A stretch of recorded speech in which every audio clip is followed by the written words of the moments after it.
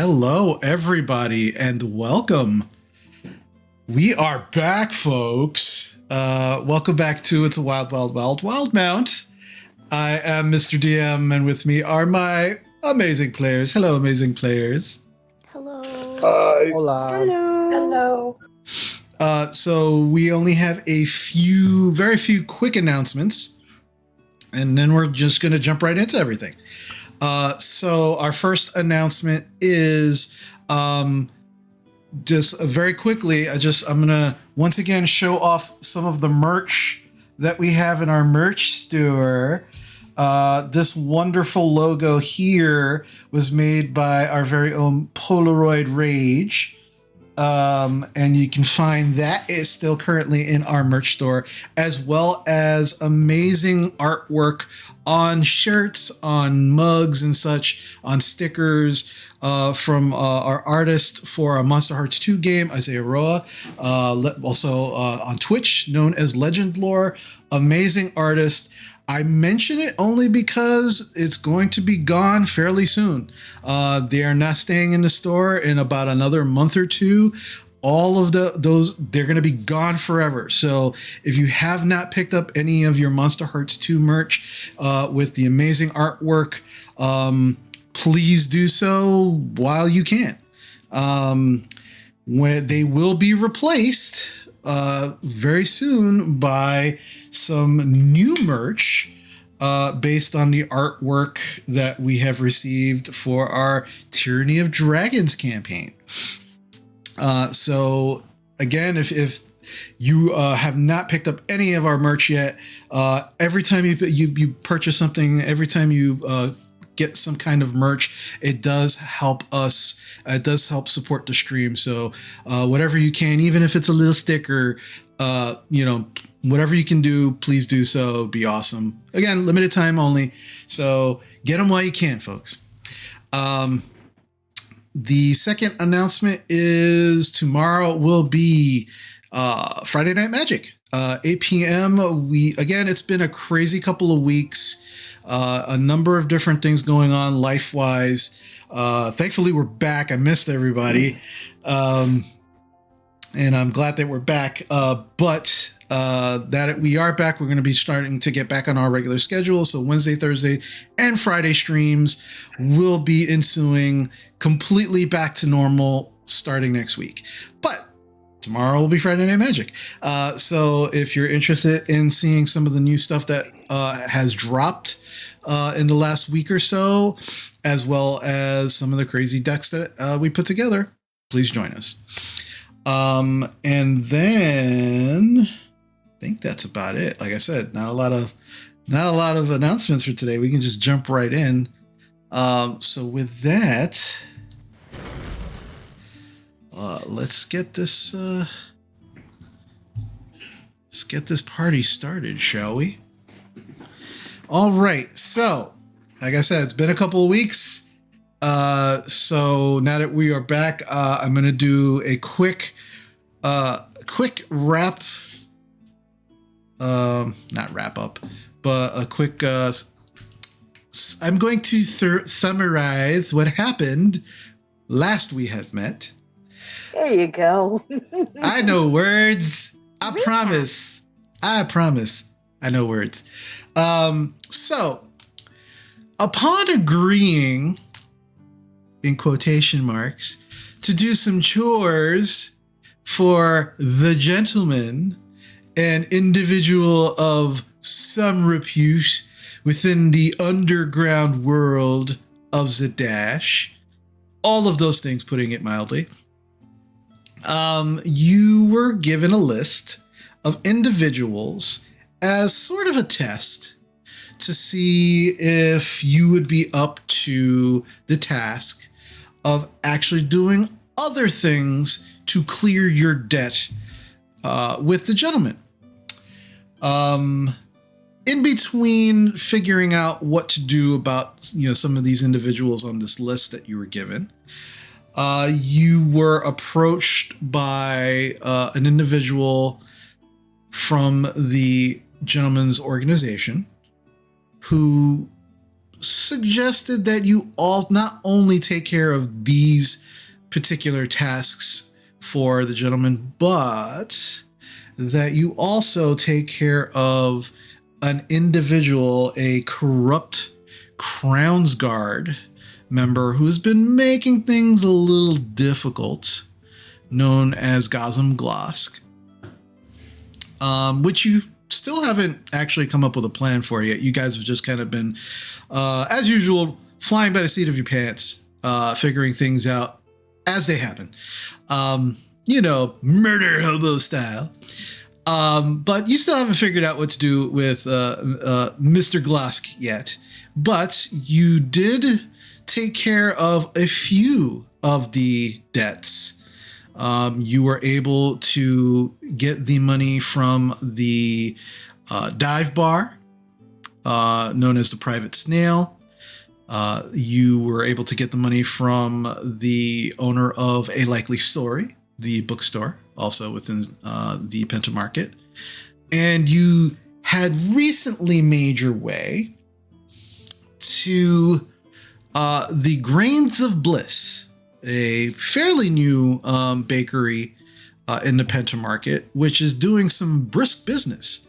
Both Leah and Jarena actually put themselves on the actually pretty extensive line for the baked goods in this place, nearing midday, while the rest of you kind of like lingered on the outside of this bakery, just watching folks, trying to assess why there were so many people. You talked with a few people about some of the goods here at the bakery, some of them seemingly to being a little overexcited about baked goods, and picking them up, on a fairly regular basis, making them regular customers. Some of you figuring that maybe this has something to do with something. You're not sure. Some of the folks seem a little jittery. Some of them going in seem a little, off, yet when they come back out, they seem to be okay. There's just a lot of strangeness about this bakery going on. And currently, Jarena and Leah, the folks behind you, you are actually the last two to go into the bakery right before they take a break for lunch. They've made the announcement. The people on the line behind you, while disappointed, are kind of still lingering outside, kind of holding their place in line, but they are not actually leaving, as they seem to be perfectly happy waiting for this lunch break to come and go and hold their place in line. So that's where we currently are at. The rest of you are kind of hanging out in front, not online, because those of you who seem to have kind of like lingered towards the line, people have aggressively kind of looked at you. Oh, don't try to cut a line. Don't try to cut a line. So you're away from the line, but you're kind of lingering out up front. And Leah and Jarena, you are both being kind of ushered in with, there's like 3 other folks in front of you. And the door is closed, and you can see that there's this human woman, kind of like mousy brown hair, kind of cut page style. She's kind of, she's got flour, kind of on her face, and she's wearing an apron. She's kind of standing by the door, just kind of like she's locked it at this point. The five of you customers, Jarena, Leah, and the 3 other people in front of you are inside now, and you can see that this is a fairly large bakery, and there's about 4 other people in here wearing aprons, and they seem very frazzled, like they've just been kind of working and trying to fulfill all of these orders at the same, as quickly as they can. And the 3 customers in front of you, as they kind of individually approach the counter, there is this halfling woman behind the counter, and she goes, "Oh, yes, yeah, your orders are ready. Yes, hold on a sec."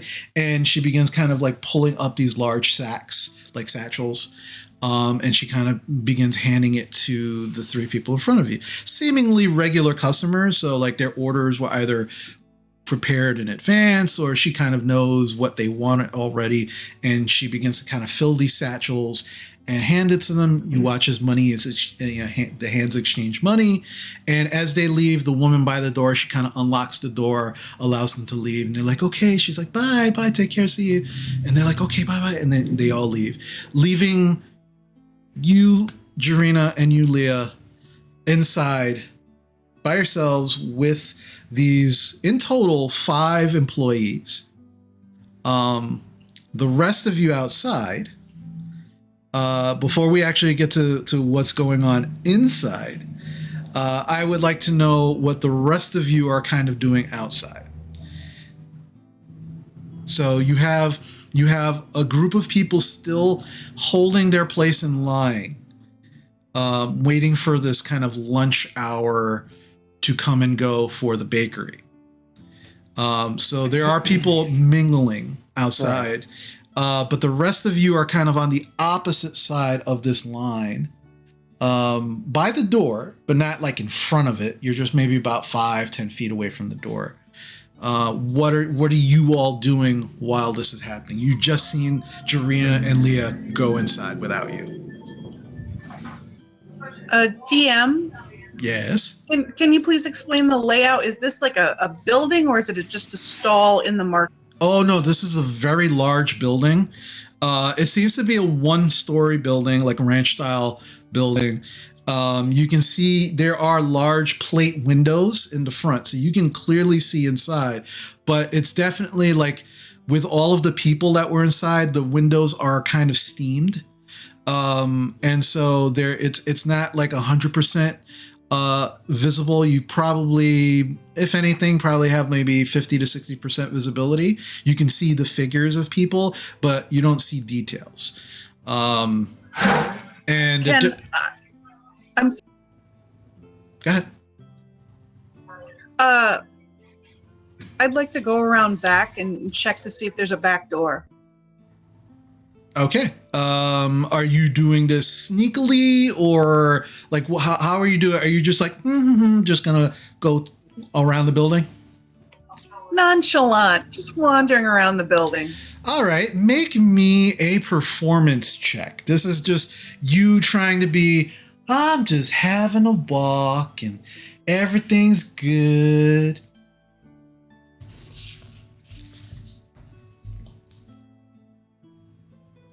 What'd you get? 20, not that. Okay. So, Rowan, you begin to kind of walk around the back entrance, the back way of the building, and as you start to notice that only the front of the building has these large plate windows, like these massive windows that allow people to kind of see inside the bakery. As you get halfway, like the halfway mark of the building, the windows, these large plate windows, stop. And there's only, from what you can see so far, there's only maybe about 2 of these very, very like small regular windows. And by small, I mean, you would not be able to fit through these windows. There's just these kind of like long rectangular windows. And as you make your way around to the back of the building, there it seems to be almost like these like wooden fencing that kind of extends past the actual back of the building. So you can't actually like be right next to the back of the building. You have to kind of walk around this wooden fencing. And it looks like there's this is an area where deliveries probably come in. You can see a place where wagon, you can see wagon ruts in the ground where probably wagons have come here in the back, dropped off supplies. And there is a pair of large double doors in the back, currently closed. If you wanted to see anything more, see if they were locked or what have you, you definitely have to get closer, which means jumping the fence, because the fence is currently closed. But you could absolutely do that if you'd like to. Nope, just trying to get the lay of the land over here. Okay. I nonchalantly return to my group. Okay, and there's just so many people just kind of walking around. It is the middle of the day, so there are definitely people just kind of going about their business, and you don't seem to arouse any kind of suspicion of anything. That you just seem to be one of the people of the city going about your business for the day. I describe what I see to the rest that are waiting on us. Okay. So what are the rest of you doing while Rowan has kind of nonchalantly made her way around the back? I am nonchalantly looking through the window to make sure that Leah and Jarina are okay. Yeah. Okay. So give me a perception check for this nonchalant. This is actually going to be a disadvantage because, as I said, the windows are somewhat fogged up. So this should be interesting as you kind of like are just staring in the window. 11. Okay. You can see the general outlines of the woman by the door. You can definitely see Jarina and Leah's outline in front of the counter. But past the counter, it's difficult to make people out or any shapes or anything. But considering when the door was open, you do know that there were more people in there. You can't recall how many. You can't see them specifically through the windows at this moment. But you have a general idea where Leah and Jarina are. They really haven't kind of moved out of your sight yet. Okay, cool. Thank you. Mm-hmm. Galen, you had your hand raised? Oh, I'm not. He's kind of not contributing. He's just more curious about, like, this disguise, and he kind of peels back, and it kind of looks. Is any of his tattoos kind of peering through this disguise, or no? Is this the makeup, or is this the illusion? This is the illusion that Leopold gave to everyone. Oh yeah, your tattoos are the same tattoos. They are just they have adjusted their color based on what you look like now. So they are clearly there, but they're just not the color that they normally are. When you are in your normal form. Okay. Phoebe, Squall, anything the two of you are doing? I believe I was outside right by the door. I intended to just be posted up, standing, trying to be perceptive of any potential something coming our way. Okay. Make a perception check for me, Same please. here. All right, both of you make perception checks for me. Sure. 17. 17. Phoebe? 19. 19. Where are you standing specifically, Phoebe? Because Squall already said where he is. Where are you standing? I think I posted up next to him because I didn't want to be in the line. Okay. So. All right. So, Squall and Phoebe, as you're kind of standing there, you both, as you're looking around on the street, again, you're watching people go by, doing their normal daily business, and they don't seem to take any interest in you. And then you both look towards the people who are still kind of like lingering, who are on the line, and they are all of them staring daggers at both of you. And Phoebe, you can hear, with the roll that you just had, you can hear the two people in the front of the line they're just kind of like standing there with their arms crossed, leaning back against the glass window, and they're just staring at you and Squall, and they're talking to each other. You can hear them saying, They better not try and walk in that door. This is the line, and they can't cut the line. If they cut the line, I'm gonna cut them. I swear to God, I swear. Yeah, and the other one's like, I know, right? People have some nerve. I don't know. They're way too close to that door, and you can get the impression that the other people, and there's about a dozen people, like on this line. And they're all just staring at you and Squall specifically because you are both so close to the door. Okay. Outside of those folks, nobody else seems to care. People walking down the street, Crown's Guard, you see the occasional Crown's Guard walk by. Nobody else seems to care. Just these folks.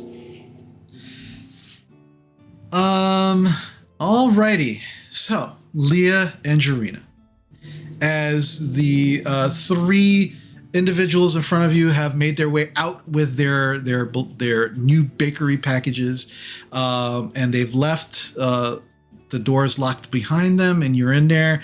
The little halfling woman behind the counter says, "Oh, hello, welcome, dearies. Oh, you're new here. I don't recognize you, right? You're new customers?"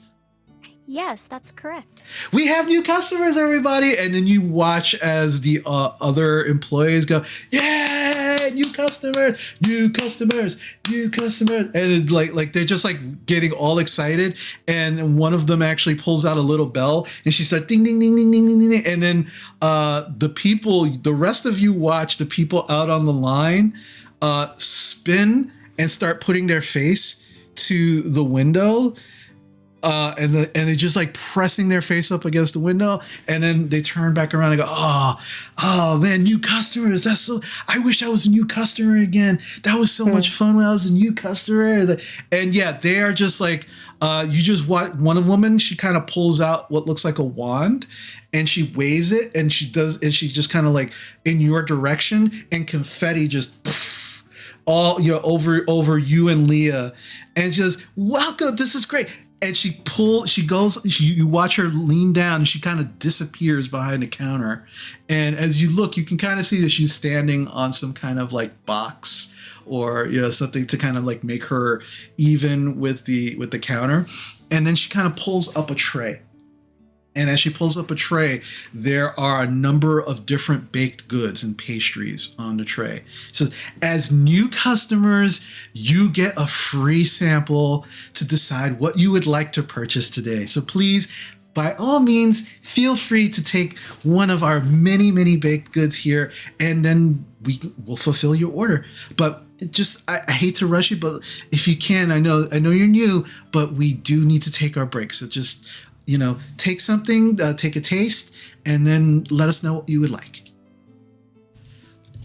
I'm going to pretend to taste one of the samples. Okay. What's on the tray? There's a couple of different pastries. There's what looks like a couple of scones. There actually looks like some Danishes. There's a couple of bear claws. There also seems to be some freshly baked bread. It looks like some kind of like sugar or seasoning on it. You're not sure? I'll take a piece of the bear claw and like pretend to take a nibble of it. Okay. Make a sleight of hand check for me, please. How about you, Leah? I'd like to do the same, only I'll taste some scones. Okay, so sleight of hand. Jarina, what'd you get? I got a nat 20 plus 1. Okay, for 21. Nice. Okay. How about you, Leah? Feeling pretty deceitful. It was sleight of hand. Yeah, sleight of hand. I rolled a 15 plus 11 is 26. Yeah, without any issues, you take a piece and it looks like you genuinely kind of put it in your mouth, and yeah. And it looks like, and the halfling woman behind the counter, she seems like she believes that you've actually taken a piece, and she watches you eat it. She's okay. So you've taken a piece. You've had your sample. What can I get for you today? I will buy 2 of those bear claws, please. Oh, absolutely.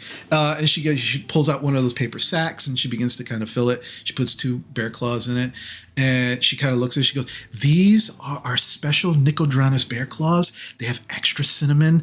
A lot of bakers around here don't add the extra cinnamon, and that is the key thing here. That's why our bear claws are so popular here. So it's that extra cinnamon. So and please enjoy. And anything else for you?" That'll be all. Thank you so much. How much do I owe you? That'll be 2 silver. And I hand her 2 silver. Okay, she takes it. She hands it to you. She goes, "Enjoy so much, dearie. And how about you?" And she looks at you, Leah. Leah just looks at her like eyes wide and starts licking her fingers and says, I'd like to take 1 of each, please. Yes. And she pulls out a bigger paper sack and she begins to kind of literally like everything that was on the tray. She doesn't take it off the tray. She starts getting you like fresher, like just baked, and she just starts putting it into the sack for you. And she goes, "Wow, that's a big order. You must have a lot of friends. This is good. This is good." And she kind of puts it in there. She goes, "Is there anything else that I could get for you?" No, not right now. We'll definitely be back. Okay. All right, great. So that'll be 6 silver, please. I hand her 6 silver and I say, oh, when do you close tonight? Oh, well, we have because of the beautiful weather that we've been having for the last couple of weeks, we should be hopefully, depending on, supplies and such, probably an hour after dusk. Okay, we'll be back before then. Thank you so much. Okay, you're so welcome, and enjoy the rest of your day. And then she kind of like, too. as she nods to the woman by the door. She unlocks the door for you. She holds it open. She goes, "Hey, enjoy and congratulations on being new customers here. So happy when we get new customers. Have a great day." Have a great day. Bye. Bye. Thank you. And you both leave. And as you leave, and you still have like kind of confetti kind of like on you, as you leave, the people who are waiting online all start clapping. And they're like, welcome new customers. This is great. This is the best bakery. This is the best bakery, right? Some creepy shit.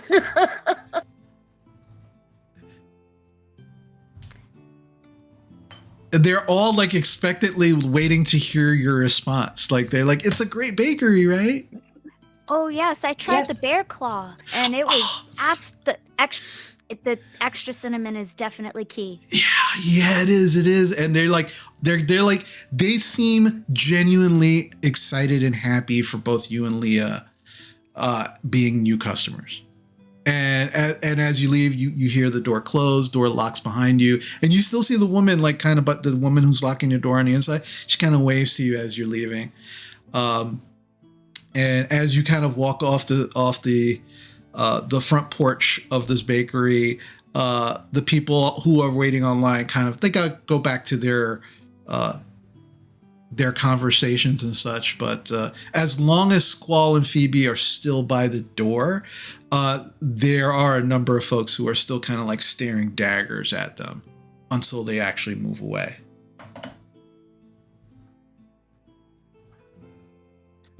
All right, well, maybe we should head back to the inn and, try out these wonderful new pastries that we just bought. That sounds like a great plan. I can't wait to taste them. They smell great. Okay. So you guys are on your way back to which inn? Actually, I would like to go back to Norman. I was just saying the inn as cover. We still have our disguises up. Mm-hmm. How long Only do we for still about have? possibly 2 hours at most. Not a lot of time, and I would like for Leo to maybe help us analyze this. He might have supplies so that we can analyze these. Okay. Well, they won't let us in because we look like poor people. Yeah, when we have the disguise. You look like yourselves, but you look like common folk and all human. So they're not going to let us through that gate. You're right. Which inn is closest to Norman? I forgot. It would probably be the Song of Supper Inn. Do you want to go get some food and drink? Sounds good. Let's go someplace Sure. cheaper. Yeah, let's go somewhere cheap. Because I don't think they'll let us in either, because that's an expensive place too. Okay. You're right. Okay, yeah, let's do that. So where are you off to? You want to go to that mustache place? No, not after last time. The inn that we went to. Mustache. The inn that we were staying at initially before we started staying at Leopold's. I just forgot. Oh, the Leaky Tap. Yes. So you're gonna head to the Leaky Tap. Okay. Yeah. All right. No problem. So it's easy enough. It takes you about a good 25, 30 minutes from where you currently are to get to the Leaky Tap. But you get in there, and as you walk in, it's a little bit after it's like lunchtime ish at this point. So there is kind of like a bustling crowd of people coming in and out currently out of the Leaky Tap. And as you kind of walk in, a large group, you can see just from across the room, one of the people says, "Just find a place to sit down. I'll be with you in a minute." And easy enough, you're able to find some spots to sit down at a table that you can all sit at. And you're kind of sitting there. You have about roughly an hour and a half, maybe, left on your disguises. So as long as you're keeping track of that you should be okay.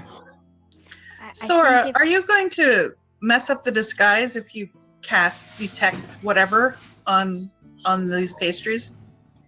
I don't believe so. I think we should wait. Rooms.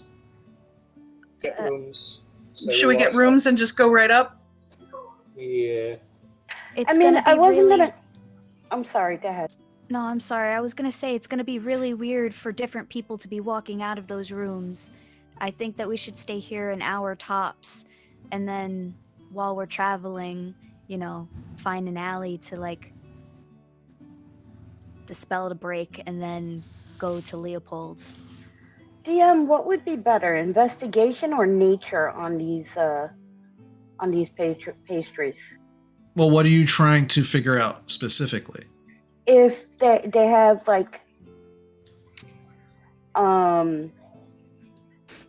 if they have that drug in them. If they have drugs in them? Is that what you just said? Yeah, like in the confectioner sugar or in the flour that the pastry is made out of,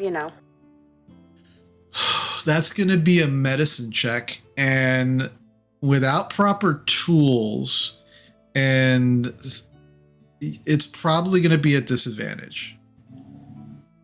I can do a medicine check. Hold, please.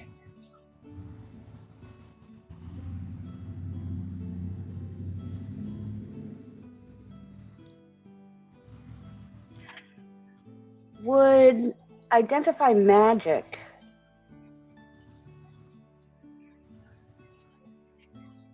I'm reading the spell now. If there's magic in it, pertaining to the drugs or what have you. All right, so that's different. If you're looking specifically for magic, there's a couple of things you could use. You could try detect magic, just to see if it is magical in some nature. But if you just want to go straight to identify without knowing if it's magical or not, you could do that too. It's up to you. Well, I don't have the spell detect magic. Okay. So what would you like to do? So I'm talking to everybody else and asking them what they think would be best. I mean, we could eat it. Yeah, I spent months in the forest before the druids found me. I was eating a lot of mushrooms. And after they found me, they told me which ones were the good ones, which ones were the fun ones, and which ones were the deadly ones. So. Oh, okay. Yeah. That explains things. It does seem He's the reasonable for our expert. druid to be the guinea pig. Well, Yeah, but wait, I can do magic. What? Hold on. You know what? Expert can do it. I say let Rowan have it. I'll try it. I take out a bear claw and I sniff it. It smells cinnamonly good. My mouth is watering. I lick the tip of my finger and I put it right in the sugar and I swirl it around a little and I just gently tap it on my tongue. Oh, you just got a lot of sugar and cinnamon. It tastes great. It's pretty good. Am I feeling any strange effects? Make a perception check.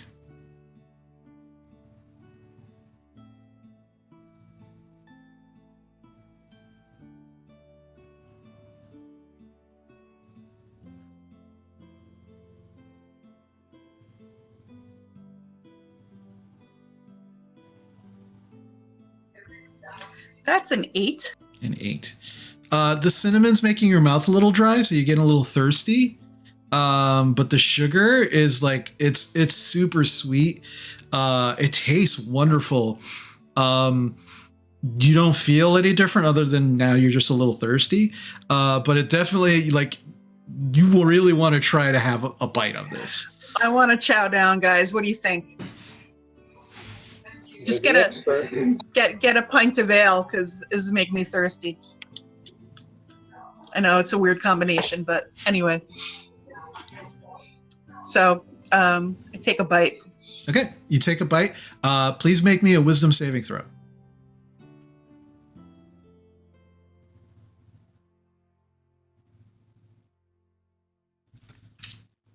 How do I do that with D&D Beyond? I click on the plus under wisdom? No, there is a box specifically for your saving throws. Your upper left. Upper It's left. a box that's a saving throws.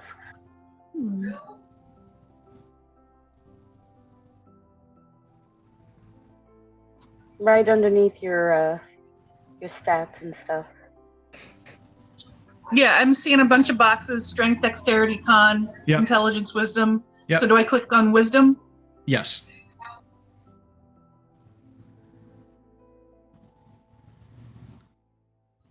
$19. 19. Okay. Yeah, you begin to eat it. This is a delicious bear claw. You can see why those people are waiting online. Like, this is definitely something that you would wait for on a line to purchase it, every day. It's just delicious. Guys, I'm ready to join the cult. This is really good. Yeah, but is it like... I don't sense any drugs or anything funny like when I used to eat the mushrooms. Your faces aren't melting. The sky isn't purple. So maybe we should just give them the benefit of the doubt. Maybe they just really know how to bake. What if it contains magical properties? Well, that's something that the sorceress would have to find out, right? Can I do an Arcana check? Would that tell me anything? You could. It's going to be a disadvantage. Again, because you don't have the proper tools or equipment. So you're just kind of like inspecting. Explain to me how you are trying to find out if this is a magical pastry. I'm going to mentally go through my spells, or the history, the knowledge that I know. Smell. Now, Yeah. while you are a somewhat novice, but intermediate magic user, you tell me what your experience with baking is, right? Like what's Sara's baking background? Like is she someone that is a pastry connoisseur, or is this like as baked goods just not been part of her life? Like this is not really. Okay, so while you are an intermediate magic user, your knowledge in baked goods are not even close to being amateur. So you have half of the knowledge here that you would need to kind of make this call on. So this is going to be an Arcana check at disadvantage with a pretty high DC. Fuck it. I'll just cast Identify. As a ritual, it takes 10 minutes. Okay. So you all watch. Are we gonna like stand around her so we're not getting pointed at by the locals?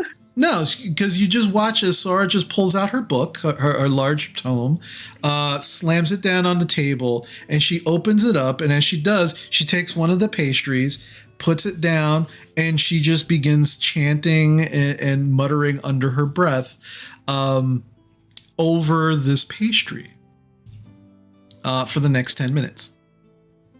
Rowan sneaks another bite of that barnacle. Make another wisdom saving throw for me, please.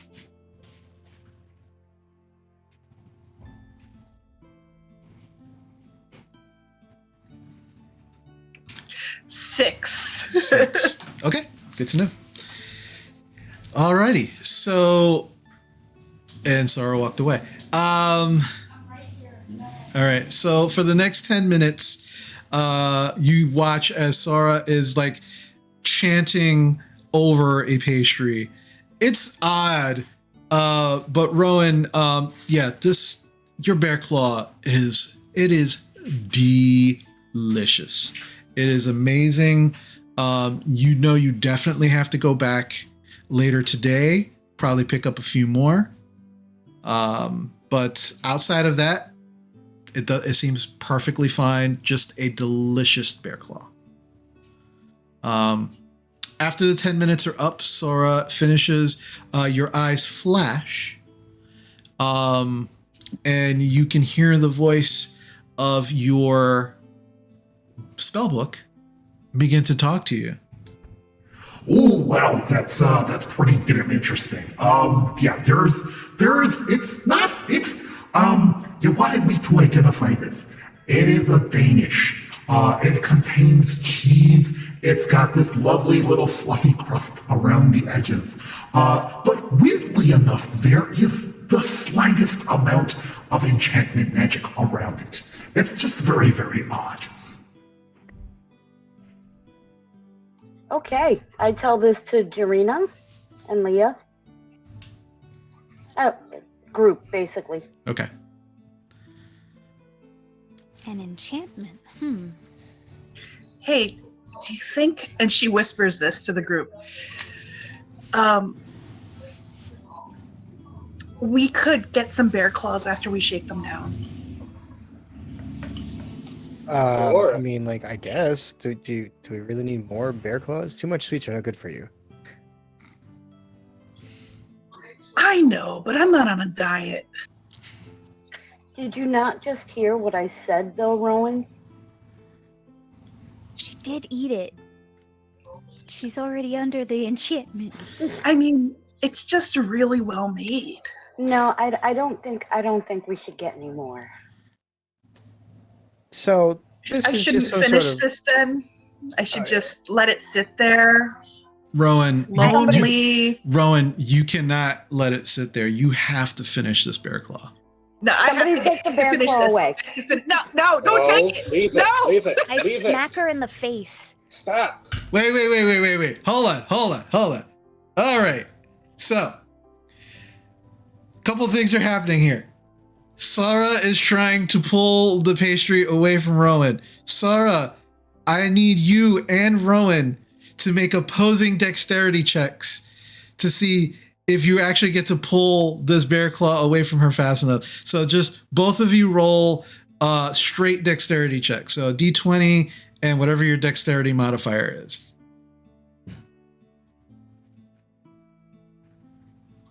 10. 10? Okay. Rowan?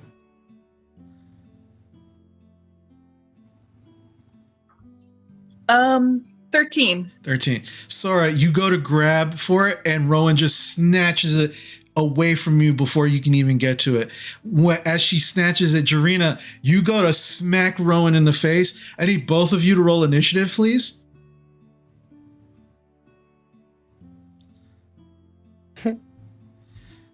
All right, Rowan, what'd you get? Actually, Jarina, what'd you get? 11. 11? Okay, Rowan, what'd you get?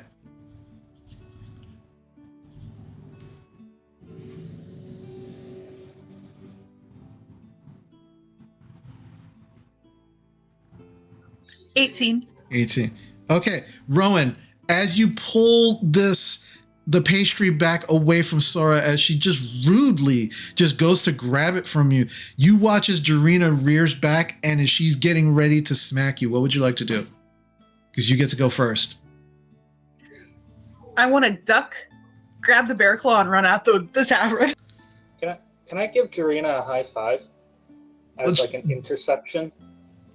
Hold on one second. Hold on. Yeah. All right, so Rowan, you're essentially going to try and run away from Jarina before she hits you. Okay, so there's a couple things you can do because she's already in the middle of trying to hit you. So do you want to just use your full movement, or do you want to dash and run? Like, what would you like to do? You can also disengage so she can't take an attack of opportunity on you as an action and still use your movement. You got options. I'll disengage, but I'm still going to try to grab that bear claw on my way out. Oh yeah, no, easy enough. You're holding it already because you got it away from Sora before she could grab it. And so it's in your hand already. You watch as Jarina's getting ready to smack you. You use your action and disengage, and then you just start booking it for the door.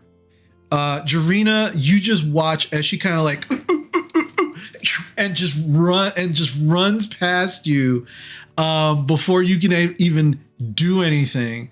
What would you like to do? I would like to run after her and try to tackle her to grapple her. Okay, Galen, I need you to make Jarina and Galen, I need you both to make dexterity checks for me, please. Is it saving throw? No, it's just D20 and whatever your dex modifier is. Natural 20. Natural 20. For a total of 25. 25. Jarina, what'd you get?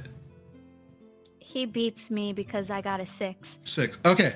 So, Jarina, you start running after Rowan. And Galen, you're still on your way to giving her a high five. And Jarina, you feel as Galen smacks you in the back of the head as you're running away.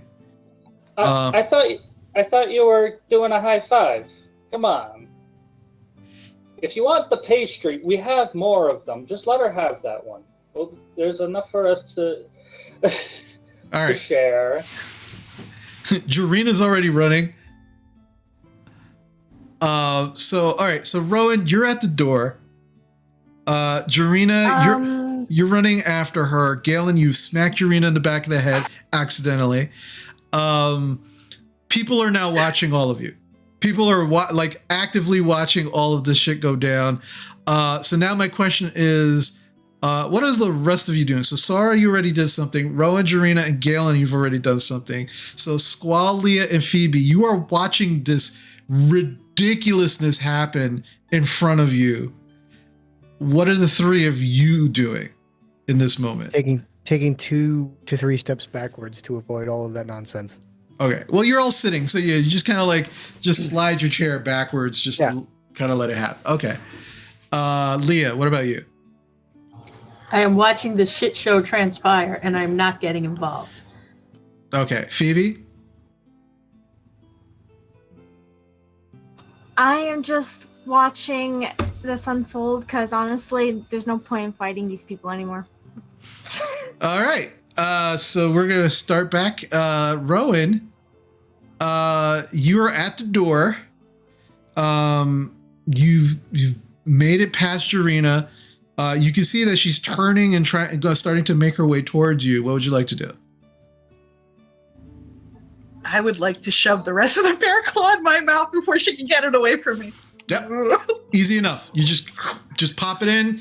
That's your action. You eat the rest of the bear claw. No problem. And then I guess I get tackled. Okay. Yeah. And so Jarina, you're just watching as Rowan gets to the door. She turns around, looks at you, and she goes, and she just eats the rest of this bear claw. And by the time you get to her, it is gone. She's eaten it already. What would you like to do, Jarina? Well, before I end up slamming right into her, I'm gonna stop short right in front of her and just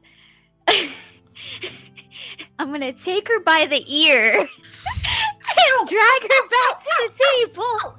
Oh, Jarina! Yeah, you can hear a bunch of people who are watching all of this. Yeah, you are all making quite the scene as this is happening.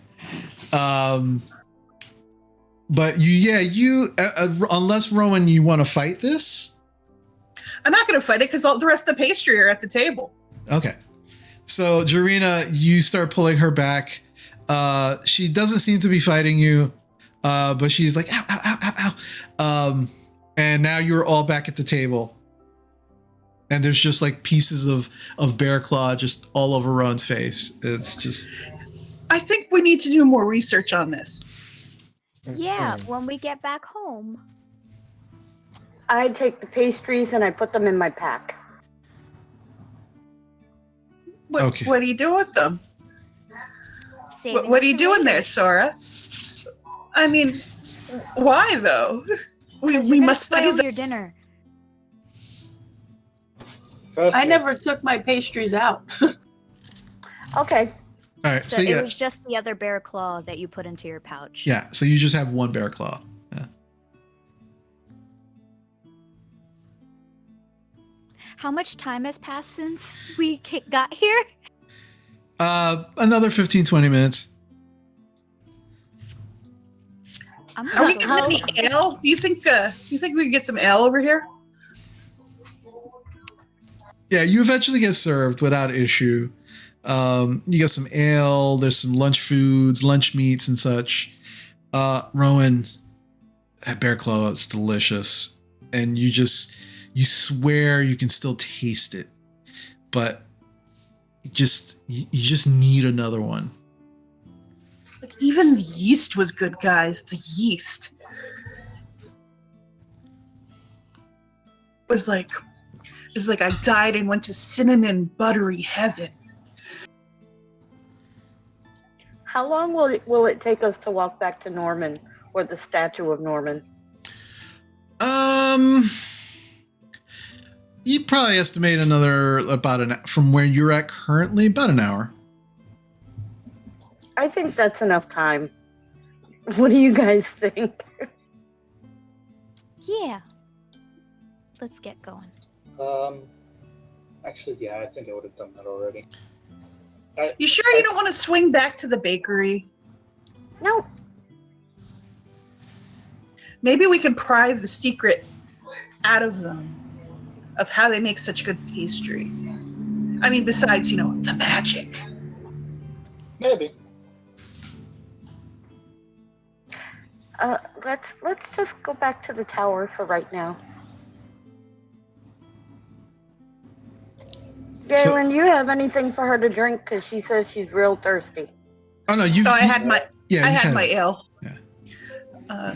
Leah, you bought some pastries too, right? I thought I saw you in the window buying pastries. I don't know what you're talking about. For a rogue, you're terrible at lying. For a druid, you're terrible at everything. Now you're just being mean. I think you need a nap.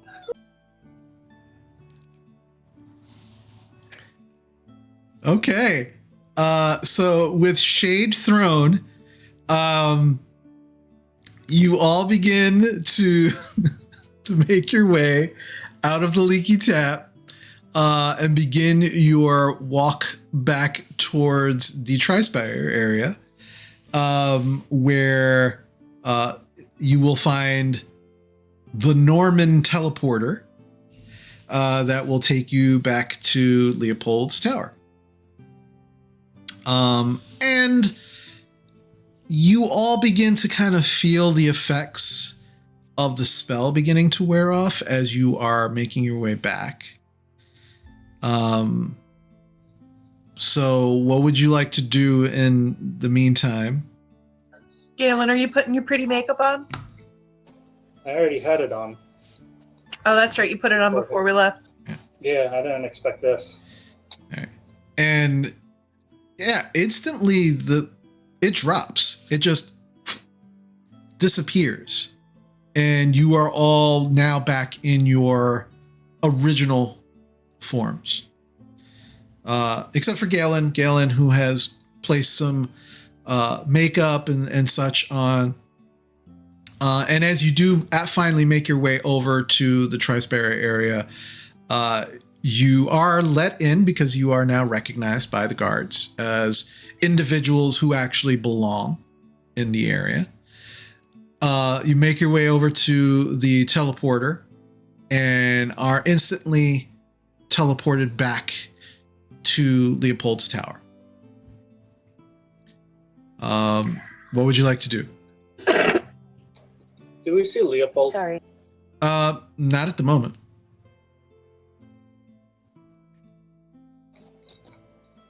So, I guess we're planning for tomorrow. We should really shake down those bakers. We should, yeah, definitely. Yeah. Do we know? Do we know when they're We closing? should go tonight. Tonight would be a good time. What time are they closing? Oh, an hour after dusk. Wait, what time is it? Maybe we should break in and take some of their product just to throw them off. I don't think she can come with us tonight. She's gonna get us all killed. Ooh, I just had an idea. What if we can ask Pumat Soul to look into the enchantment? Is he still open? It's only like early afternoon. Okay. It's up to you. It's up to you guys. Well, let's see if we could find Leopold first, and then if we can't find him, then we can go. I think he would have the equipment to maybe analyze this. All right.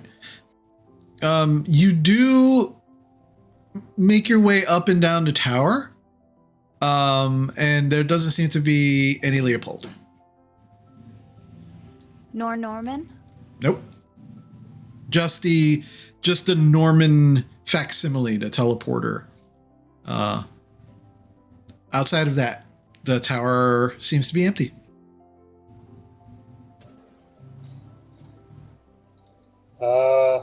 Leo? Uncle Yes. Leo. He doesn't like that. I know, that's why I said it. Maybe he'll come down and smack me in the face. There's no response. Okay, I guess we're alone. All right. Well, maybe we should. Maybe Sora, come with me to Pumat Souls to ask, because you're a magic user. You Sure. probably can understand it. No problem. And I don't know who else wants to come with me. Not Rowan. I think Rowan should maybe rest. But I'm not tired. In fact, I'm really energized because of all that sugar. Maybe you could draw. Yes, Hey. yes, I could draw. In that moment, Rowan, when Jarina says, maybe you could draw, you look at her And all you can hear in your head is Jarina's voice. Maybe you can draw. Maybe you can draw. Maybe you can draw. And Rowan, for the next 24 hours, you feel compelled to do nothing but draw. Oh my. Also to have bear claws, but you definitely feel like you need to just draw because Jarina told you to draw. So you have to draw. I need to go draw. I need to draw the bear claw. I need to draw it. I need to draw every air pocket that was inside that bear claw. All the doughy goodness and the sugar. I have to make it glisten. And I start muttering to myself and I wander off to my room. Yep. Yeah, That's another side effect we know. Yeah, you just watched Rowan say all of that and then go to her room. You have no idea why.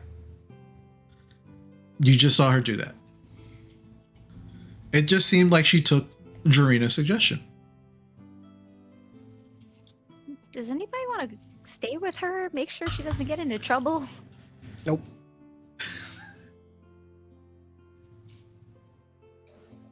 You know what? Right. Crazy meets crazy. They might make a right. I'll go. I'll like stay outside and maybe get her paper if she asks for it. All right. Well, I'm gonna go to Pumat Souls to ask him about this. I don't even know what to call it. I'll come with you. So Phoebe, Sora, me. Anybody else? I'll stay with you, Jarina. All right. So Squall, where are you gonna go? You gonna go with the group back to the Pennant Market, or are you staying here in the tower? No, I'm going with the group to the Pennant Market. Okay. So Galen and Rowan, you're staying in the tower. And Rowan, you don't necessarily feel compelled to stay in your room, but you definitely feel compelled to draw. So it's up to you how you want to, like, how that manifests, right? But if you feel like you would stay in your room, you could do that. But you could absolutely follow them around and keep drawing. Like, these are all things that you could do. But the important thing is, bear claws and drawing are like all you're thinking about right now.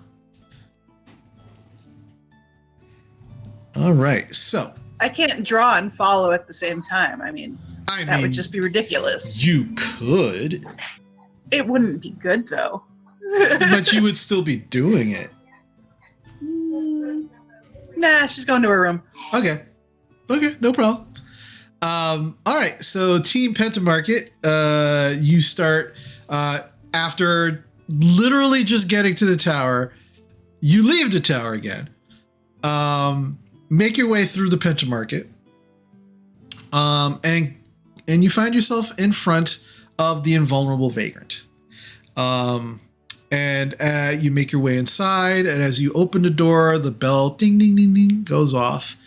And sitting behind a counter, looking through what looks to be some kind of large book with these very tiny spectacles at the end of end of his nose, you see Pumat just kind of looking through the book, and as the bell rings, kind of looks up and goes, "Oh, why, hello there. How are all of you doing? Come on in. So, Hey there, Pumat. hi there. What can I do for you today?" Well, because we know that Pumat Soul is very, very versed in enchantments, we were wondering if you you're would be too able... sweet. Oh, well, it's true. But That is very we were true. wondering if he would be able to identify an enchantment on an item. Well, I'm right here. I don't know why you're talking about me like I'm in the third person. I'm right here. I could do that probably. Okay, and I take out the bear claw. Oh, you know what? I missed lunch. Thank you so much. That's very kind of you. Wait, no, don't eat it. Don't eat it. It's got an enchantment in it. He just puts it, he looks at you for a moment and puts it down. He goes, well, thank you very much for the warning there. It could have been very messy. Yes. That's an enchantment on a bear claw, you say? Sora, could you explain what? You can explain it so much better. So I explained to Pumat Sol that when I didn't identify on it, I gathered that there was a slight enchantment placed that was just very strange. I see. Yeah, well, with identified magic, if it is a very slight enchantment, you will not actually get the exact enchantment out of it. And I'm sure it identifies as a bear claw. So I don't think that would be a lot of information that you'd get from that. But, right. And you just watch him just kind of scratching his head for a moment. He goes, this is, I'm going to need to confer with my, my Mies. Hey, Pumat number 3 and Pumat 1, can you come down here for a minute, please? And you can hear some rustling from above, and you watch as a ladder just kind of starts to come down from this open trap door at the top, and the two other Pumats come down. And he goes, yeah, sure. What's going on? Well, it seems like what we have here is, for all intents and purposes, a enchanted bear claw. They kind of look at him really weird. He goes, I know. Weird, right? So let's take a look at this and then we will confer. And they go, all right. And they kind of pick it up. And this time you watch as the Pumat that you were talking to reaches underneath the counter and pulls out a pair of tongs and just grabs the bear claw with the tongs, lifts it up, and they all make their way over to like this back bench. He puts it down and they all begin they're like around it now, and they have their backs to you, so you can't really see what they're doing, but they're definitely like muttering and talking to each other or talking. You're not entirely sure what they're doing. Jarina? I want to interject and let them know that when our friend took a bite out of it, she seemed to be very into having this bear claw, like she couldn't resist the urge. All three of them kind of shake their heads as you say this, and they go, okay, that's helpful, thank you. And they continue talking amongst themselves. About 10 minutes go by, and after those 10 minutes, they kind of turn around. They don't bring the bear claw back to you. They keep it on the bench. And they kind of look at each other, and then they look at you, and one of the Pumats just says, well, let's see. This is very weird for me. Probably definitely going to have to get Prime in on this because, well, as near as we can figure, it's a very delicious bear claw.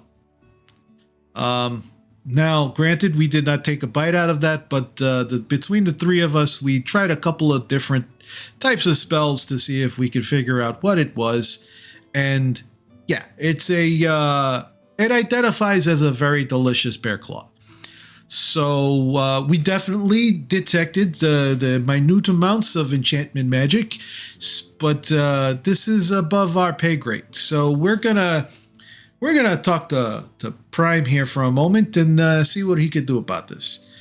Could you, Puma, can you grab that and bring it into the back? And as he says this, you look at one of the other Pumats who is putting on these very, very thick leather gloves and has put down some goggles over his eyes and has taken the tongs and grabbed the bear claw And he said, "Yep, I'm already on it."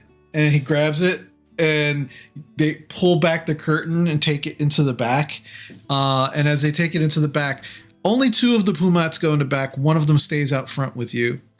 And you can hear some muttering and talking.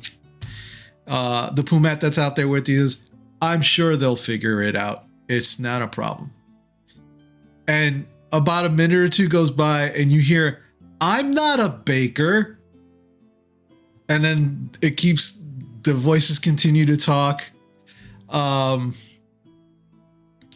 You see Pumat Prime's head stick out, and again, you can tell Pumat Prime, he's wearing a leather apron with a lot of runes on it, heavy leather gloves also with runes on it, goggles, but they also have like these weird like monocle attachments to them that are all kind of up and like fanned out.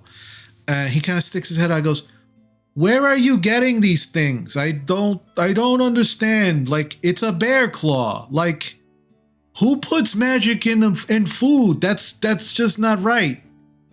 Well, their customers seem to be very addicted to it. Like, whose customers? One of the bakers in the Penta Market. Also, when you suggested to Rowan that you didn't notice that. Oh, okay. She just very much seemed to be into drawing and following what Jarina said. Okay. So he's like, "All right, I'll take a look. Just bear with me. I mean, it's food. I mean, it's weird." And he just kind of goes back in the back, closes it up. About 20 minutes go by. The other Pumat that's out in front of you, he's making kind of small talk with you, asking you how your day was and all that stuff. And then finally, all of the Pumats come out from the back, and Pumat Prime comes out. Bear Claw's nowhere to be seen. And he comes out and he goes, "All right, so I got a couple of issues. But I'll just start with what it is. It is a bear claw. I can't put it any plainer. It's the pastry. It's a bear claw. It's a lot of cinnamon. A little too much. A little too much if you really must know. There's some confectioner sugar. It is made with flour and a base of eggs. There's some milk in there. If I had to guess, it was a little expired when they used it, but I'm not a baker, so what do I know? I'm just an enchanter, and that is my specialty. My issue is this: included in some of these ingredients seem to be something of mine. It is this, and he kind of pulls out this small pouch. And it's like, this is something of my own creation. It is called the Dust of Deliciousness. If you put this on something, it makes it taste much better and more savory, to the point of being distracting. Someone bought some of this from me, apparently, or from someone else that bought it I don't know. And they altered it slightly. They made it a little more potent in some ways. That it's a little diluted, so I can't really tell you exactly what the new properties of this dust is. But you say that your friend seemed to be inordinately, "Oh my God, this is delicious. I have to have more." That sounds about right. But I'm not entirely happy with my work being altered. I will be very honest with you. That doesn't seem right to me. I agree. So if you could find out some more, or if you could get me like the actual thing that they're using, I could probably give you more information. But just it's already baked into the actual bear claw, so it was very diluted. I could only get a little bit. I definitely know that the base is my dust of deliciousness, but it is not exactly my dust. They took it and they altered it for whatever their needs are. Well, okay. I guess we'll see if we could get you some more from this bakery. Right. What is the name of this bakery? So I and, my other me's will make sure not to eat from there. Grains of Bliss. Grains of Bliss. Oh yeah, that's they opened up pretty recently. And I don't think anybody from there's actually come in here and bought anything. So interesting. All right. Well, yeah, if you can bring me any more information or the actual dust itself, I could probably help you. But outside of that, unfortunately, that's all I can tell you. All right, thank you. How much do we owe you for the consultation? You know what? Don't worry about it, because you're actually doing me a favor by letting me know that someone is altering my work. So we'll call that one a freebie, but don't let that one get around. Okay. Leah? Sir, do you sell some of that base powder? Would we be able to buy it to do some more experiments? He kind of pulls back the little pouch that he just pulled out. And he goes, I only have the one pouch right now. I haven't made any in some time. I'm trying to fill some back orders right now, but I could probably have some ready for you within the next couple of weeks or so. Oh, okay. I was hoping for something so that we could do some immediate research, but that's okay. Well, no. If you find any ingredients that this baker is using, you could bring it back here. I'll check it out to make sure it's copacetic. Okay, thanks. All right, will do. All right. If there isn't anything else, I gotta get back to work. Okay. Thank you very much, Pumat. No, you're very welcome. Be careful with the eating of these things. Oh no, we're not going to eat any of these. That's probably a good idea. All right. Well, you all have yourselves a wonderful day. You can see yourselves out. And he kind of goes back into the back room, leaving the other three Pumats just kind of staring at all of you. Well, I hope that helped you out. It did. At least now we have a little bit more information. All right. Well, that's. I'm glad that we were able to help you. Is there anything else that we could do for you? I look to the group. You guys need anything? No, I want to get this over with, unless anybody else wants to get something. No, I'm okay. Nope. All right. Well, you all have yourselves a wonderful day. You too. Bye. Bye. Bye. Take care. Bye. Take care. You too. All right. What do you guys think we should do next? Oh shoot, maybe we should have asked him how long he thinks it lasts. Well, if it's more potent and just by seeing all those other customers, I don't know, I think it has to be a constant consumption. My guess is, considering it seems to have a drug addicting effect, I think it's based on the potency and objects potency, I guess you can say. So I give it 24 to 48 hours at best. How would you know that, Phoebe? It's just a guess. How would you guess that, Phoebe?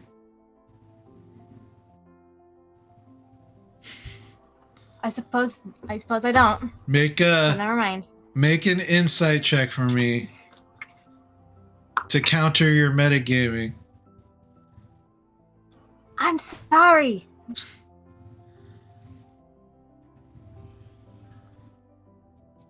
In the future, it would be, would I know or can I guess how long these effects would last?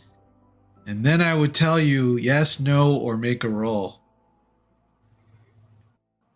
Non-nat 20. All right. Well, you're not sure considering you haven't eaten it yourself.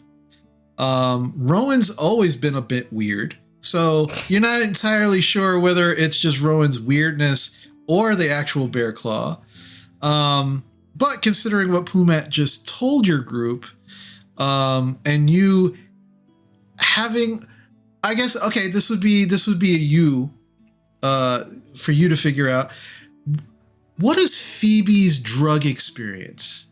Like this is, again, this entirely up to you, but like, are you like a drug connoisseur? Have you made drugs? Are you familiar with people who are on drugs? Amongst, I've had a lot people of books. On drugs, specifically on drugs? Mushrooms and things like that have that kind of effect. Okay. So you would probably guess that based on when Rowan ate it and her body chemistry and that she is an elf, maybe 24 to 36 hours before this stuff is out of her system. But again, you wouldn't know for sure until you had more details on exactly what she ate, which you don't have. Okay? Is Rowan gonna go through withdrawal? Man, you guys are screwed. So, and when I ask you questions like that, guys, it's not to make fun of you. It's not to put you on the spot. Like, these are legitimate questions that I want to, this is kind of like helping to also build a backstory for your character, a more richer backstory for your character. So, Phoebe, make sure that you mark somewhere that you know about drugs. Like, you are either on your way to being a narc or a drug dealer. Like, we don't know just quite yet where you're at on that spectrum, but I guess we'll figure it out. Just like we now know that Sora knows nothing about baked goods. Like, she is not a baker, so if baking came up again, she would be horrible at it. Right? And all rolls according to that would be very, very high DCs, probably at disadvantage. So you, Phoebe, in the future when it comes to drugs, you probably now have more information than most people do. So make sure you note that somewhere. Alrighty. So you've left Pumat's. You're all outside trying to figure this out. Phoebe has kind of given you like the 411 on her drug knowledge, and kind of like where she thinks Rowan's at. But she's made it very clear also, Rowan's also weird. So, the weird factor thrown in there, it could be, it could be this or it could be that. So that's kind of where you're all at the moment.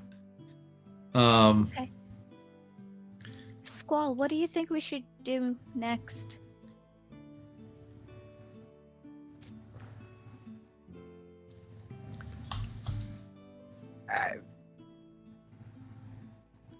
I mean, we just have to shake that bakery down, right? Like, that's all we have to do.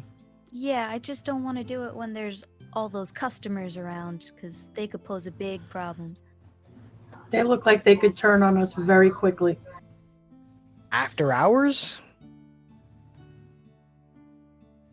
They do close 1 hour after dusk. Maybe we wait for the people running the shop to leave and, escort them home?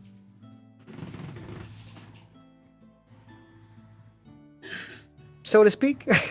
Not necessarily, Possibly. DM, quick out-of-game question. Remind me, Leopold said that he would teach Sora how to make that, how to do that spell, that disguise spell on all of us, right? Yeah. Okay. So that was the one thing that I forgot to mention to you earlier. Well, you haven't seen Leopold yet, so. Okay. Well, we would need to be in disguise, right, Squall? No, I don't think so. I mean, like, if you really want to play it safe, but I'll be right back. we can just maintain a low profile and show up around the time that they should be closing up, and How long until dusk? Probably another. Actually, make a survival check for me. 20, not nat. Probably another 4 or 5 hours. I relayed that to Squall. Okay. That should be enough time then, yeah, for us to get back to our positions, again, avoid heavy crowds and keep our heads down. We don't have to necessarily look, we're just looking for these guys, and we don't need everybody there. I don't believe, we just need a handful of us. Sora? Did we happen to notice that there was a back door? Out of game, Rowan did, but Yeah, she didn't tell anybody. she didn't. Oh. Can we still ask her? Well, she's in the tower, drawing at the moment. So if you want to go back to the tower and talk to her, yeah, you can do that. How far away are we from the tower? At this point, probably like about half hour, 45 minutes. I mean, can we just go and casually walk around and kind of look? It might be an easier way to get in after they close shop. That makes sense. Yeah. And Leah's pretty stealthy too, so.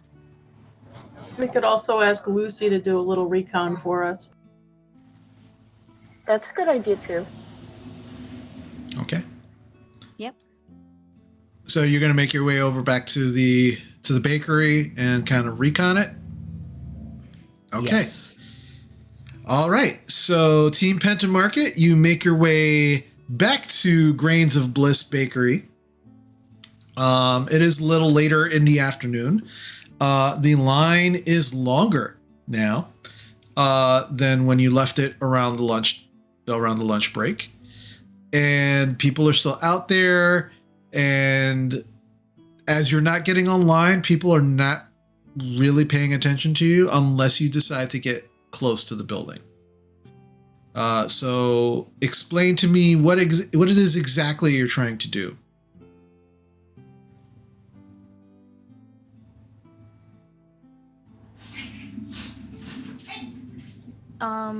Didn't we want to send Lucy to do some recon?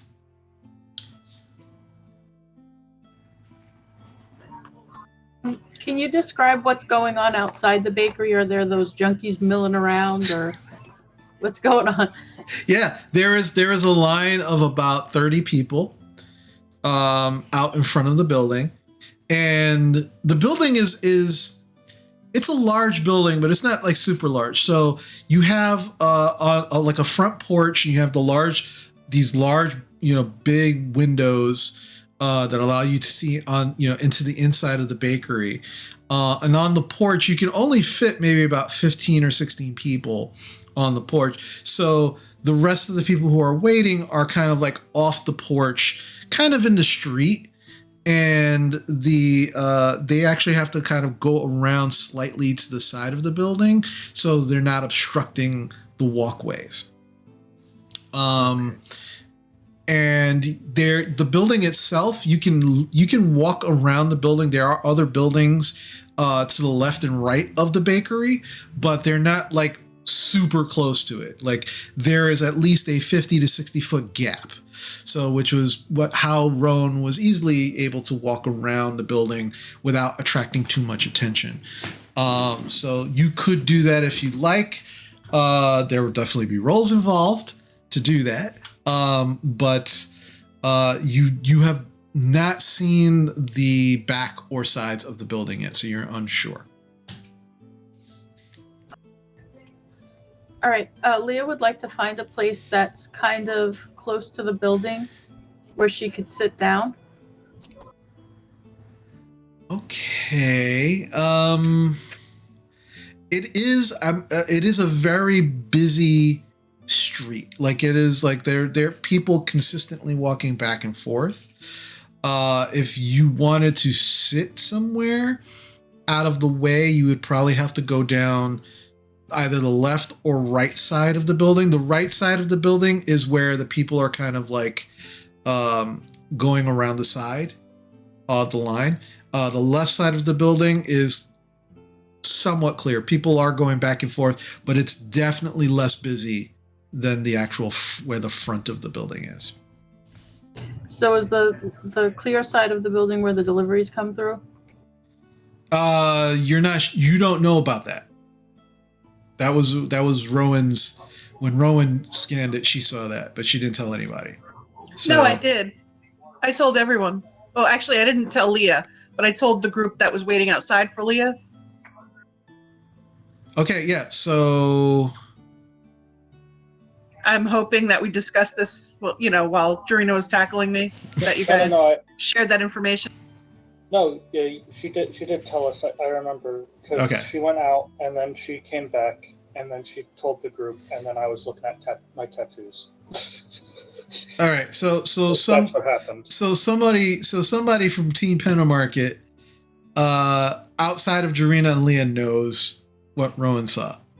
So you can absolutely tell Leah.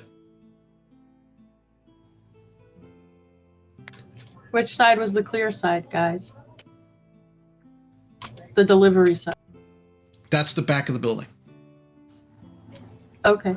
So do I know that now? Yes. We'll say that you know that, yeah. All right. So I'm going to sit to the side that's a little bit clearer.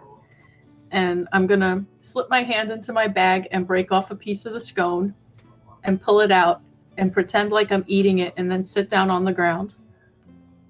And then ask Lucy to go and scout around in the back invisibly so that I can look through her eyes. Okay. Make a performance check for me.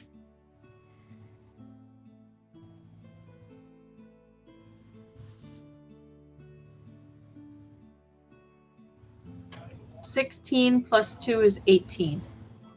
Okay. So you go around the side of the building, and actually you go just slightly past where you can actually get a really good view of the back of the building. And as you kind of sit down, you notice that there are a few people kind of sitting on some of their steps, like outside, kind of enjoying the day. So you don't look out of the ordinary, and you're kind of moving in a very nonchalant type of way, like you belong here. So easily enough, you're able to kind of sit there and make it look like you're actually eating when you're actually not. And you begin to talk with Lucy and ask her to do this. And it's weird because as you pull her out of the pouch, you can feel the furry mouse body, but you can't see it.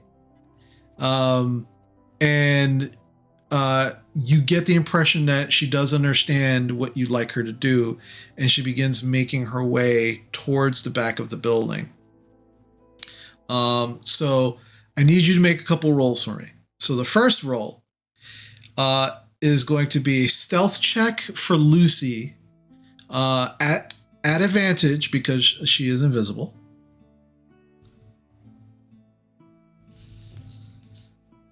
Let me pull up her stats quick. Yep.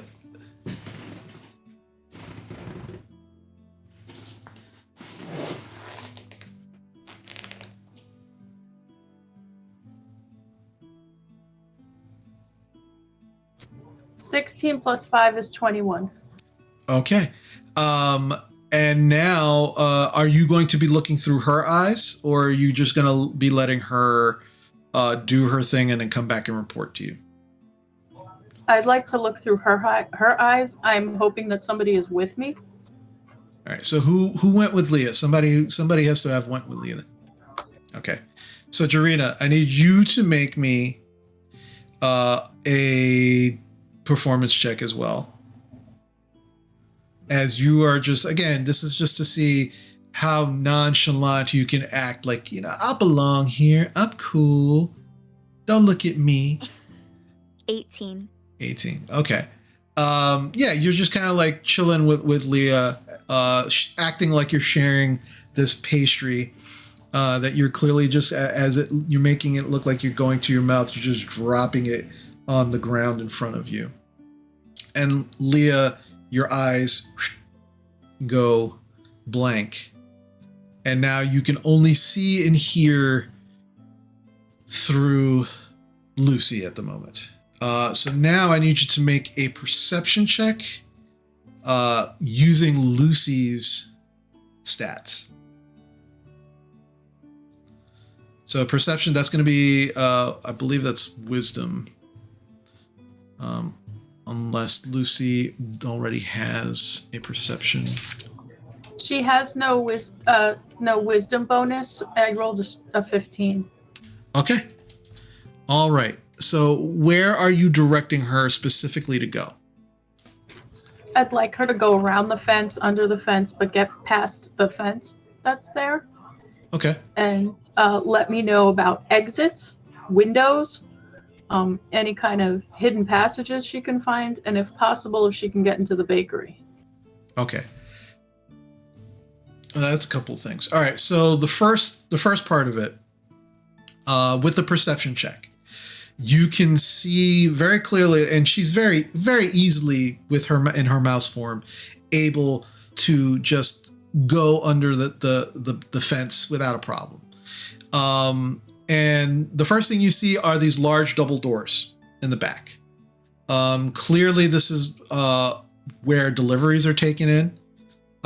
It doesn't seem to be like actual doors that you would go in and out consistently. It's just where the intake of any kind of deliveries for this bakery. Additionally, there are two small windows, one on each side of these double doors, and they're tiny. They are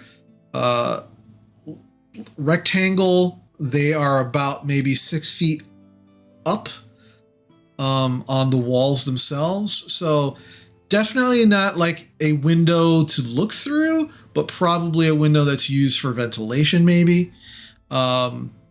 Easily a child could probably fit through that window, but an adult of average height, an adult humanoid, probably not without some help. And you said also you wanted to see if she could actually get in. Yeah. There does seem to be enough space under the double doors for Lucy to squeeze through if you want her to. I would like her to try. Okay. Make another perception check for me. Again, using Lucy's stats.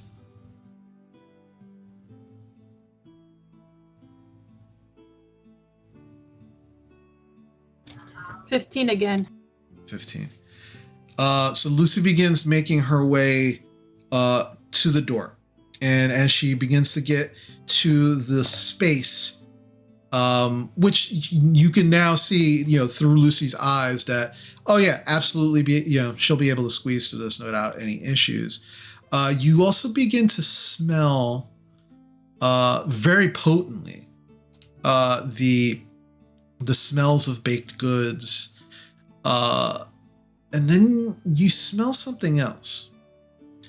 And as you're smelling, it smells like another animal, but you're not 100% sure. You don't spend a lot of time in Lucy's consciousness, so you're not 100% sure. But it's a familiar smell to you specifically. It's almost feline in nature, and as Lucy does squeeze under the door, almost immediately in front of her, maybe 5 feet away, is this large calico cat. And you can see that Lucy seems to be in some kind of what looks like a storage area. Like there's lots of like sacks, there's barrels. It's not very well lit in here, but there is some light. But there's no mistaking that there is a large cat like right in front of Lucy. And immediately the cat just raises its head and begins to like look around and begins sniffing. Because again, Lucy's invisible at the moment, but also in mouse form. And now you can actually see the cat begin to kind of very slowly begin to move forward towards the door, sniffing. I'm gonna pull Lucy back to me. Okay. I need you to make another stealth check for me at advantage because Lucy is invisible. The cat is going to make a perception check. 17 plus 5, 22. Okay. The cat continues to very slowly inch their way towards the door, but Lucy squeezes backwards back out of the door, and the cat doesn't seem to take any notice.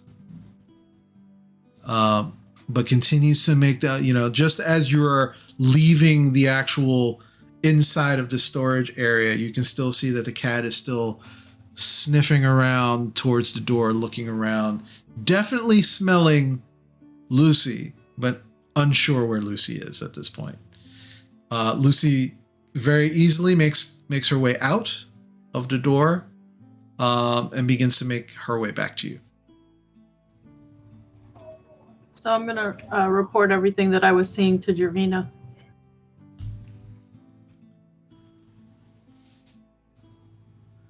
Okay. Maybe we should reconvene with Squall and Phoebe. Okay. All right.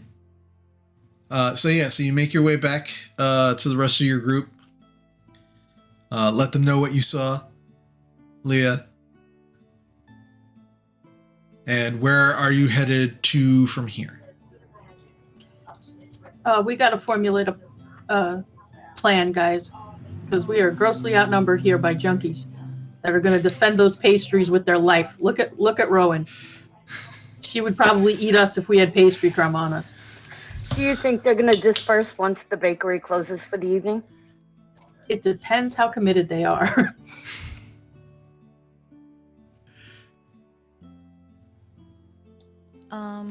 I don't know. Squall, Phoebe, what do you think? We'll just have to take it as it comes. I mean, as far as all the psychos, obsessed donut eaters go. I imagine people will go home during their closed hours. There's just no point in waiting around for donuts. I mean, to be first on the line. I imagine they still have to sleep. So, do you want to just hang around here and just keep scoping the place? Sure. Until the evening? Yeah. That's best options, no? Okay. Sounds good. Yeah, is there an eatery close by, DM? Yeah, you're right in front of it. Besides that. You're looking for like a restaurant or a tavern or an inn, if you will? Yeah. Uh-huh.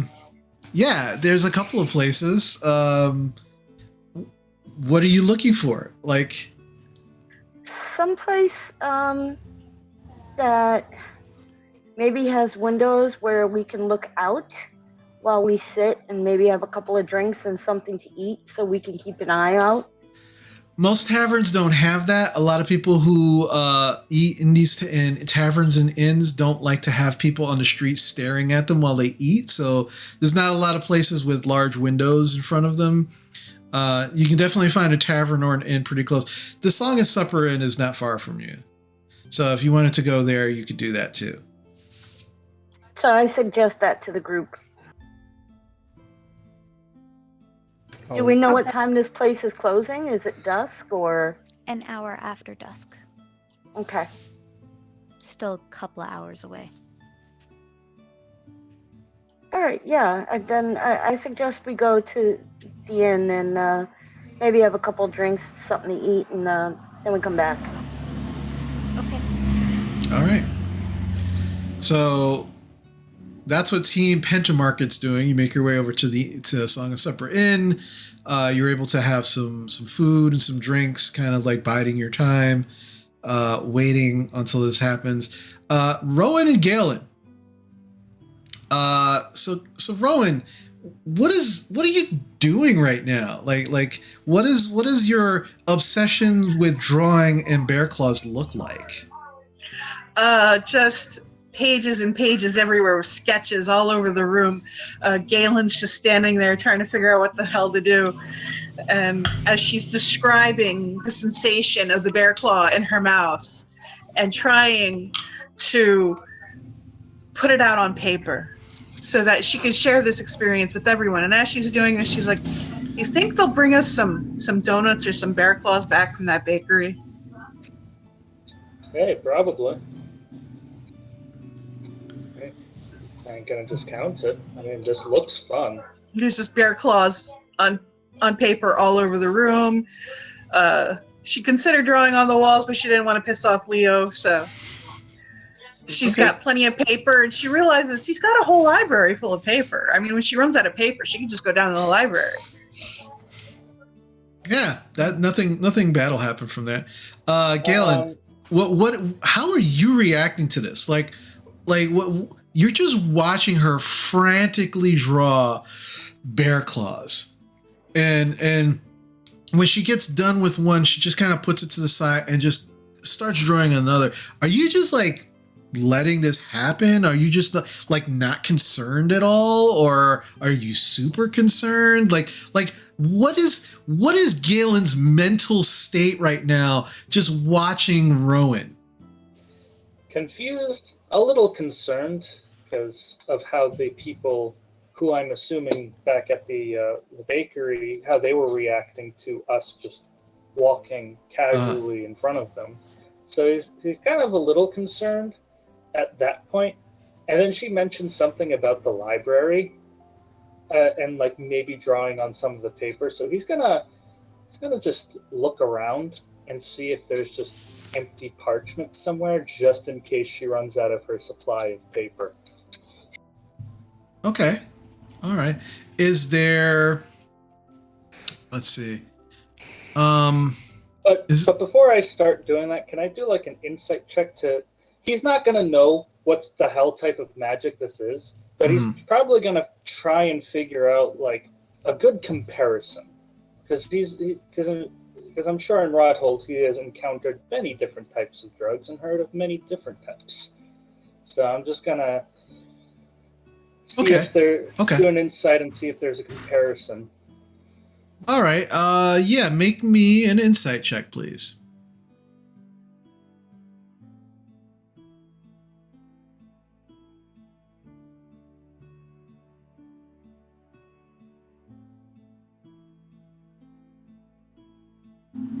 $18. 18. All right. So Ruin's always been kind of an odd duck. Or, you know, or odd horse or odd cat, you know, depending on whatever she wild shapes into. But odd has always been the key factor there. So you stand there and you're trying to determine if this is a Rowan thing or if this is more than a Rowan thing, considering all of the craziness you saw in the front of this bakery. And this definitely seems to be slightly more than the regular oddness of Rowan. There's an added extra crazy just kind of thrown into the mix that is Rowan, which is a little disconcerting, considering that she didn't need any extra, shove in the crazy direction. She seemed to be the road that she was always traveling, but there's just now like an extra, like now someone is pulling her down this road rather than her jauntily just going on her own. Like that's kind of the impression that you're getting from her right now, and it's a little worrying. I mean, is there anything that you would like to try and do about this, or are you just going to continue to try and kind of feed this with more paper and stuff? I mean, I guess in his mind, because he's no doctor, but I think in his mind he thinks that making it run, like trying to get her exhausted, would probably be a step in the right direction. He is assuming that just giving her more to do will tire her out and she'll stop and rest, and hopefully whatever this is going on passes. So how would you like to tire her out? Oh, I'm just looking throughout the entire place if there's more paper, because as I'm looking at her, she probably mutters like, oh, I need more paper or something like that, because and I start seeing that there's more. She's running out of pages in the book, so I think I'm gonna look around and see if there's empty paper and not ones with already existing information or whatnot. Make an investigation check for me, Galen.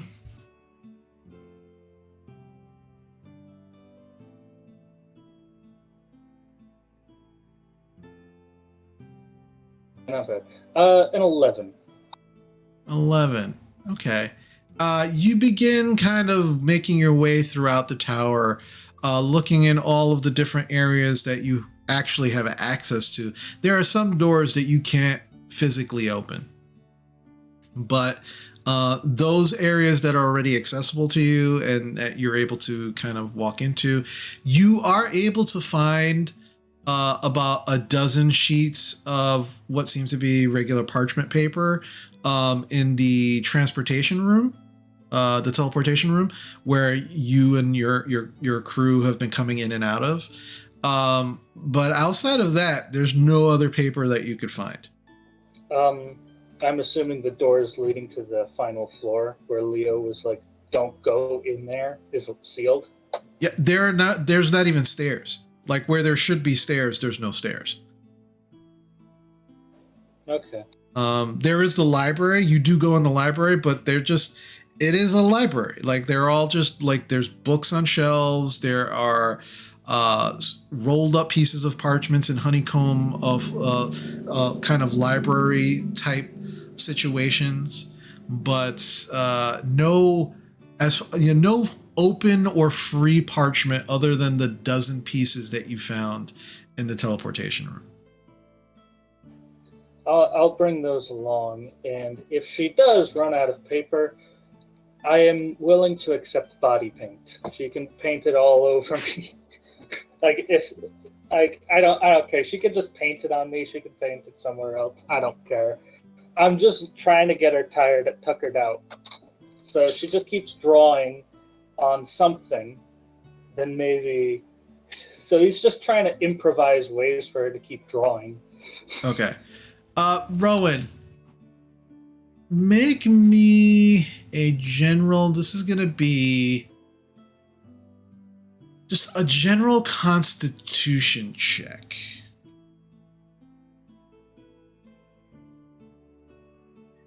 Do I press the +2 on my D&D Beyond? Yeah. Okay. Not on the saving throw, but just on underneath where it says constitution.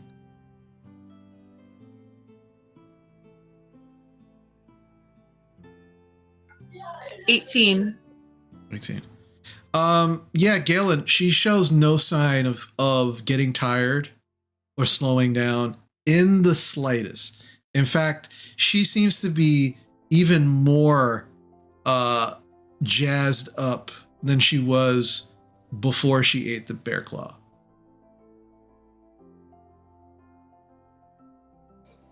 Alrighty then. Well,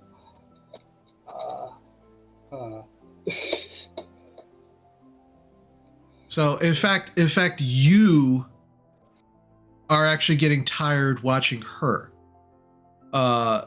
because she's just frantically drawing, and again, she's showing no signs of getting tired, of slowing down.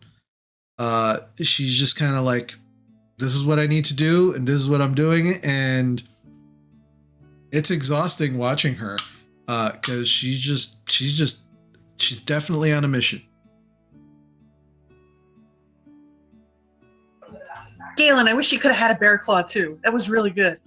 Why didn't you have one again? I don't know. I just wanted to see what would happen. This is very interesting to watch. Maybe this would be good productively, but okay. Maybe I should be giving you drawing lessons instead of scimitar lessons. Yeah, maybe. You know what? Yeah, how about that? How about we do that? We have to capture the softness of the pastry. Oh, really? Yes. How soft was it?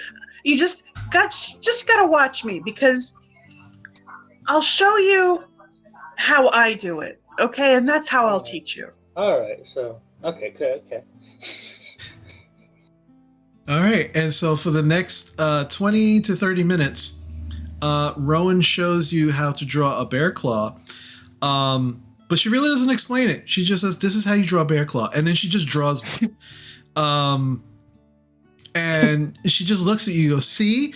And then, "Oh, you didn't get it? Here, let me show you again." And then she draws another one, but she's not really teaching you. She's just drawing a bear claw and expecting you to pick it up. What do you think? You want to try? You want to try? You want to try? You want to try? Sure. And I'm assuming she immediately starts drawing as I say sure. Mm-hmm. Yep. And as she's running low on paper, she starts flipping over pages she already drew on and drawing on the backs of them. Yep. Without a doubt. And with that, the frantic drawing of the bear claws, that is where we're going to take our break. All right. So we will be back. Jesus Christ. I love D&D. So we will be back shortly. When we get back, we will actually see what happens with this odd bakery and this odd drawing of bear claws. And so we will be back soon. So stick with us and we'll see you in a minute.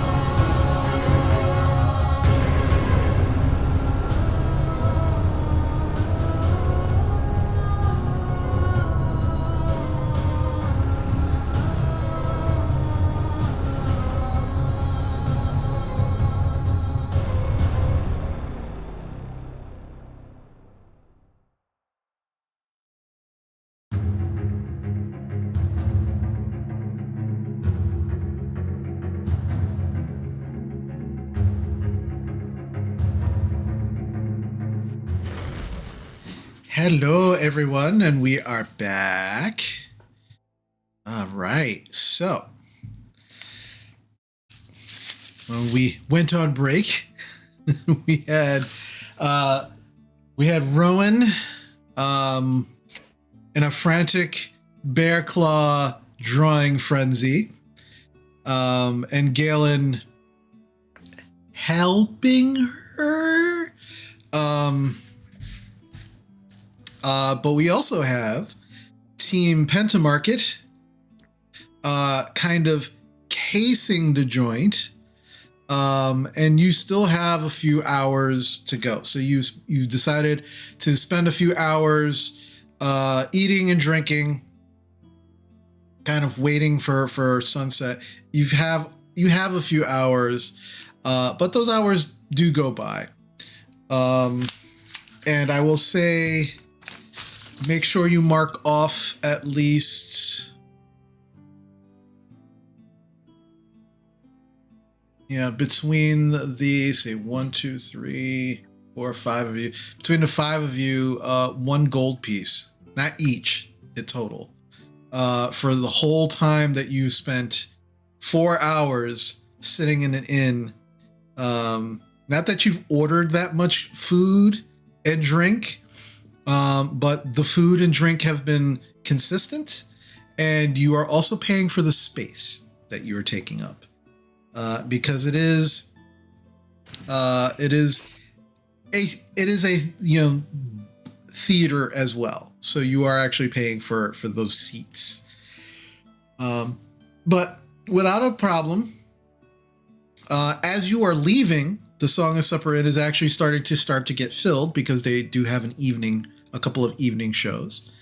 And you begin to make your way back to the Grains of Bliss, the bakery in question, as it is just about an hour after dusk. And as you're making your way there, I need Sora, Jarina, Leah, and Squall for all of you to make a... It's not a stealth check.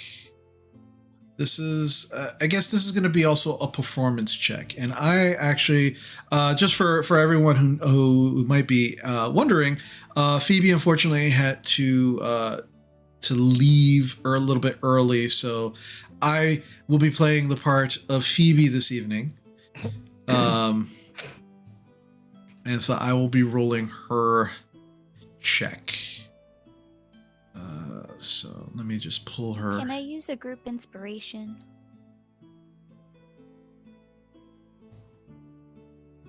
Yeah. What are you using for again? Performance check. But my my second roll was worse. Yeah, I don't care. All right. So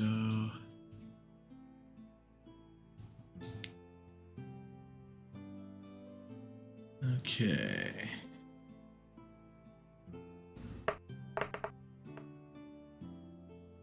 Okay. Alrighty. So, Jarina, what did you get? 4. 4. Nice. Way to use that group inspiration. My second roll was a nat 1. Squall? Sorry.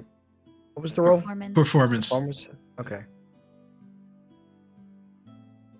I actually have a positive 16. Okay. Leah?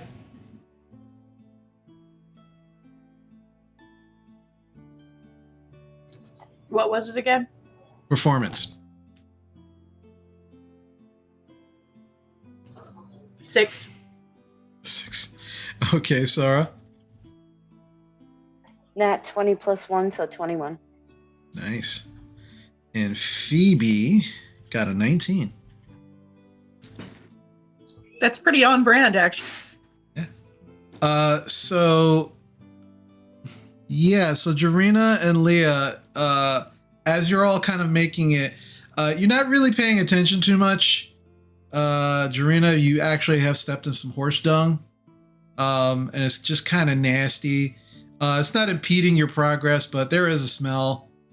And it was pretty nasty when you stepped in it. You just weren't paying attention.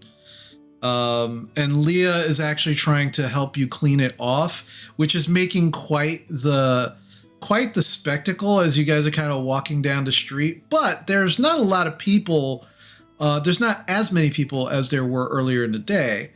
But you two are clearly not concentrating on looking like you belong there. It is just, it is literally because as you are walking, you're trying to like scrape this crap off of Jarina's shoe. And, you know, it's hard to do that while you're walking. Because you're trying to make good time. But the rest of your group is able to kind of compensate for the rest of you. And you are too short. So you are not as large of a group as you normally are. And so thankfully, because of the roles of the other members of your group, you're able to kind of make your way back to the bakery without too much of an incident. And as you get there, you can see that there is still some light coming from the inside of the bakery through the large picture windows in the front. The massive line of people that you saw earlier in the day, not once but twice, are no longer there. They're nowhere to be seen. There are no individuals seemingly waiting on a line or hanging around at least the front of the building that you can see. For the first time since you've seen this bakery, it seems a little odd. It seems weird to not have people in front of it. But there's definitely, you can see there is some movement going on inside. But again, the windows themselves are slightly fogged up with condensation. So from where you're standing across the street, you don't really get a good sense of who is in there. But there are definitely people in. So what would you like to do? Any ideas? So we can't see how many people are inside, you said, right? No, but there's definitely movement. So think of it like this. Like, think of the windows more in the sense of like frosted glass, where you can see that there's light. You can see that there's movement going on inside as sometimes something passes in front of the light. It definitely seems to be like the roughly the shape of a humanoid person. But outside of that, it's hard to tell if there's one person in there. Are there two people in there? Are there three people? You're not sure. Is there any way to tell if the building is in any way enchanted with like an alert spell or something like a security system? You would have to get closer to check something like that out. Right now you're all across the street. Should we get closer?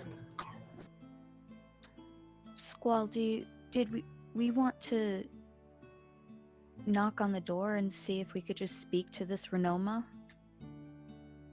Well, if we do that, then we definitely ruin any surprises. But if we don't suspect they're coming out, then I guess going in is the only option.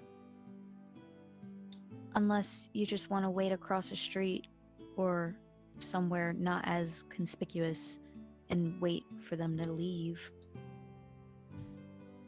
I think we should still see if they choose to come out, and maybe follow them a little bit until we can, have a moment of privacy to speak. Okay. So you're gonna wait to see if you can get to see if anybody comes out. Okay. So I need a couple of rolls. The first one's gonna be a stealth check because you are all trying to hang out inconspicuously for an indeterminate amount of time, because you have no idea if or when somebody will come out. And you're all just looking at the front of the building. So, first one's going to be a stealth check. So, Can I use a group? Yep. all right. Jarina, what'd you get? Nat 20 plus 1, so 21. All right. Sora? 9. And Squall? 6.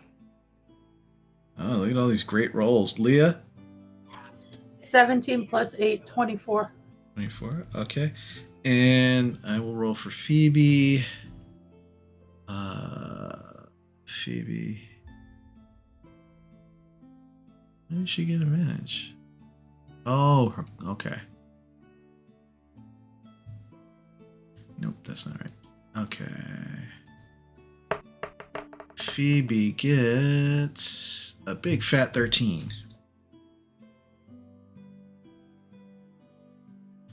All right. So the next hour goes by, and you're all just kind of not staying in a group. I hope you're not staying in a group. But you're all just kind of like individually kind of moving to spots that have less light. You know, a couple of you know, just kind of walk a little further up the street and then inconspicuously kind of make your way back. And, you know, you're just trying to find interesting ways to not seem like you are actually waiting and casing out this establishment. And as I said, the next hour goes by and no one seems to leave the building. Light still, you can still see light in the beginning, in the, you know, through the picture windows. There is still some condensation. It's difficult to see in. There is still movement going on. But no one has come out yet. You want to wait another hour? Squall? Let's wait one more hour. Okay. Okay. I need another round of stealth checks.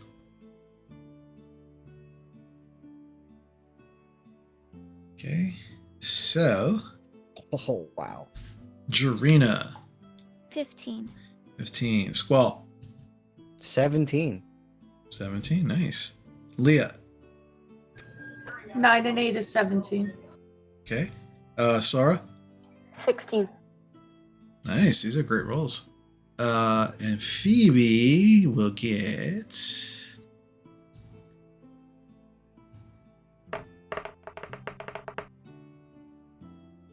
a 23. All right. So another hour goes by. And you start to actually see some of the light inside the bakery start to diminish. There is still what seems to be like a singular source of light that you can see through the picture window, but all other forms of light have been extinguished, making essentially the front of the building dark. If you got closer, there would definitely be some kind of dim light that you can be seen through the window, but from where you're all standing right now, it just seems dark with a singular point of light inside. And with all of this light, you can't see any more movement from within. But no one seems to come out. Can we assume that there's some type of basement? You could assume anything you like. You have no idea if there's a basement, but you could assume that if you want. Is there any evidence to suggest that perhaps they went somewhere? None that you have found. I will say this group make me a perception check at disadvantage. Because now there is no light, almost no light in the building. Jarina. 5. Okay. Squall. 1. Nat. Ooh, okay. Nice. Leah. We know nothing. It's at disadvantage, right? Yep. I rolled a nat 20 and a 10, so my total is 18. Okay. Still good. Sora? 5. 5. And Phoebe will get a 10. All right. Yeah. None of you can see anything.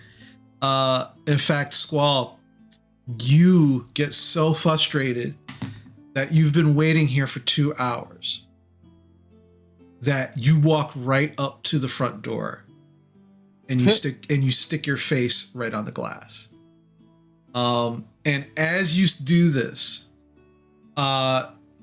your sword hits the glass of the door, and there is a very, very loud cracking sound as it slams against the glass door. It's like a pop, and then you watch as the spider web cracking begins just all over the front of the door. The glass doesn't seem to like shatter or break inward, but now there is this huge spider web cracking all over the front of the door. And anyone who was inside probably heard a loud pop before that happened.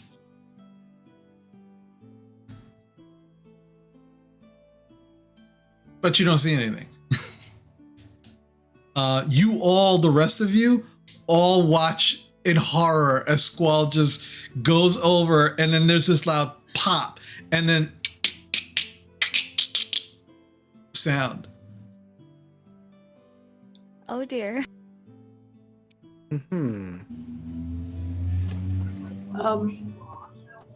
Guys, maybe we should try going around back while they run to the front. Okay. Let's try it. I mean, consider. Okay. Sneakily. What would you like to do, Sora? No. I was just gonna say, at this point, they know we're here. But if you want to give it a go to the back, let's do it. Yeah, she could lockpick it. All right.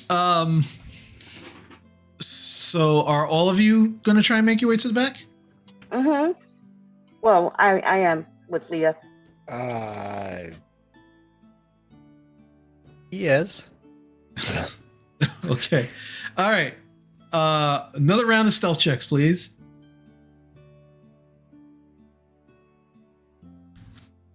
Jarina, what'd you get? Nat 1. Okay. Squall? 7. Leah? 19 plus 8 is 27. Okay. Sarah? 18. 18. And Phoebe gets a 17. All right. So Leah, Sarah, and Phoebe, you make your way very quietly around towards the back of the building. As you're beginning to make your way towards the back of the building, you don't seem to draw any attention. You look around, looking around to see if anybody's noticed or heard that loud popping sound. You haven't seen anybody yet, and you begin to kind of make your way around the building. Quiet is kept. Jarina, you go over to grab Squall, because he's right at the door, and you go to grab him, and your foot doesn't clear the porch. And you trip into Squall. Squall goes through the door, which has already been weakened by the tapping of his sword. And you both go tumbling into the front of the bakery with a shatter of glass all over the ground, all over both of you. And Sarlia and Phoebe, you all hear, you don't see it, but you hear the shattering of glass, and then what sounds like two loud two thuds. So Jarena and Squall, you're both prone on the ground. And it's about this time that you begin to hear, who's that? Who's there? Who's that? Identify yourself.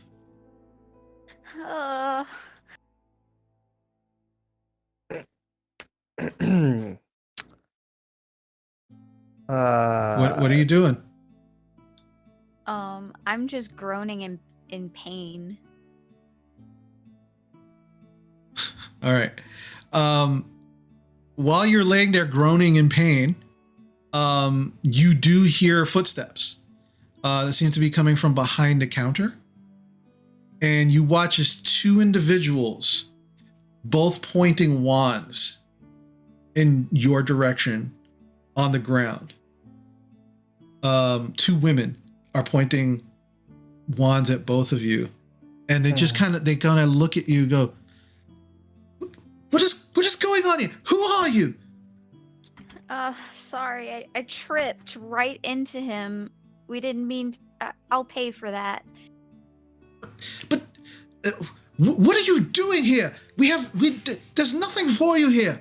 We've told you once, we told you a million times. We open in the morning.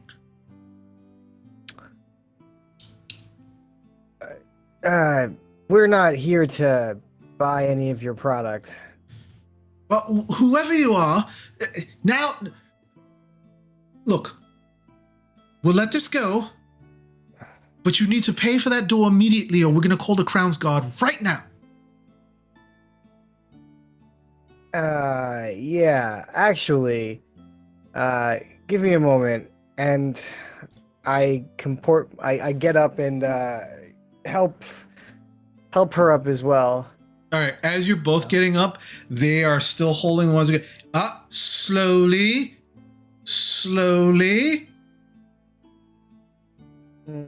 And they're like, they have these wands just trained at both of you. I'm not phased by their pointed. I don't intend to show phased. I'm not looking to be aggressive. I'm just helping myself up as comfortably as possible. Okay. All right, so you both kind of get up. Hold on a second.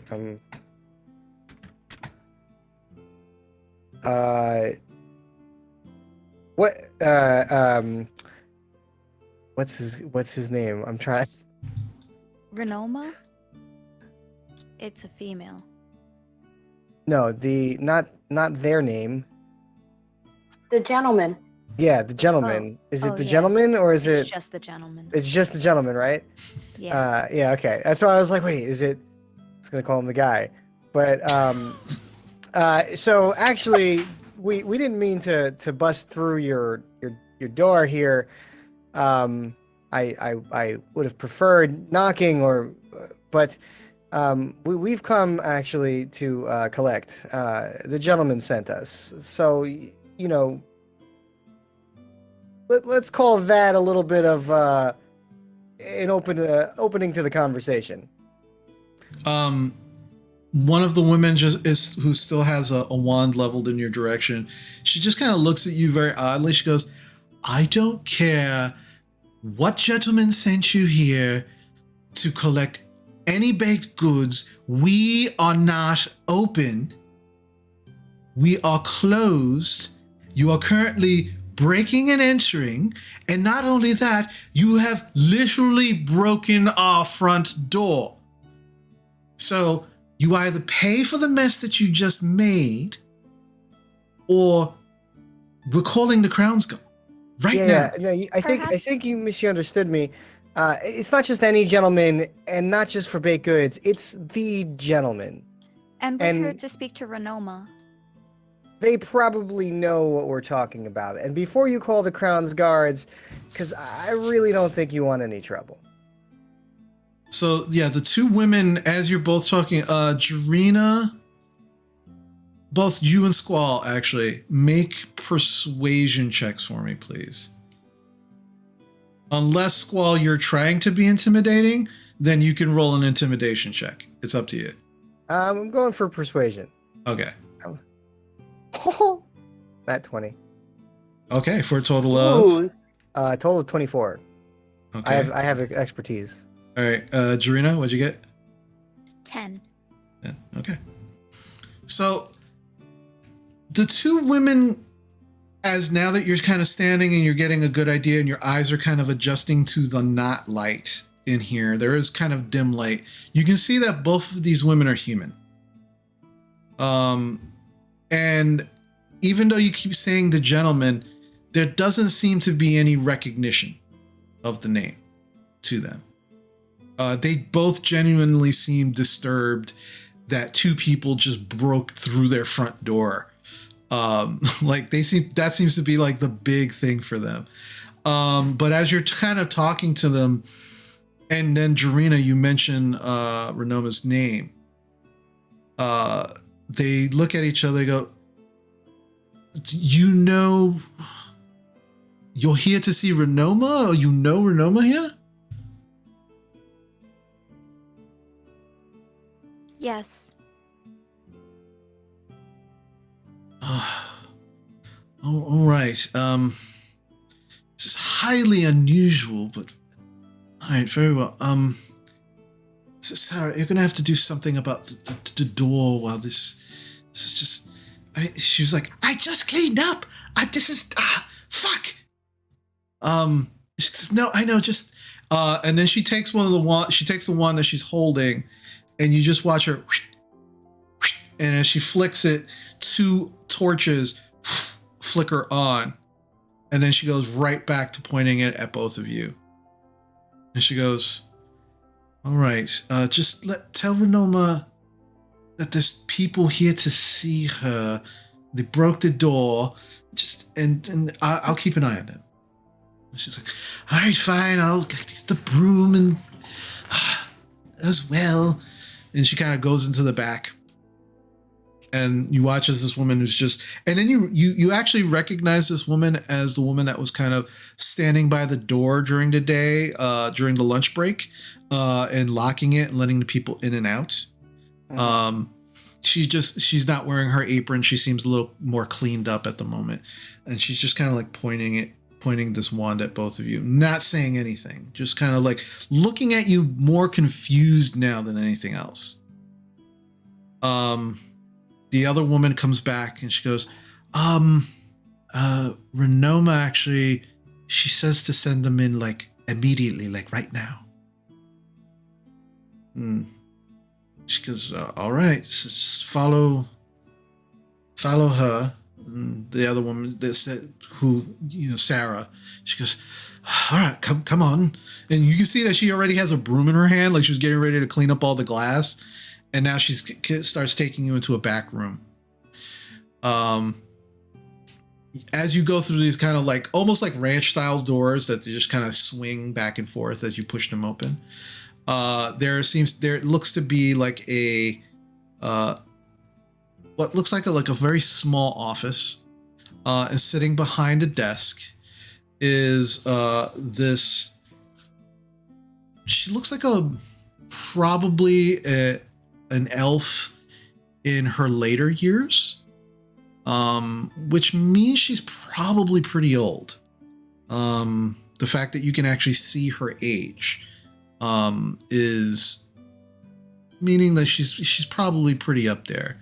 And her hair is not white, it's just like platinum.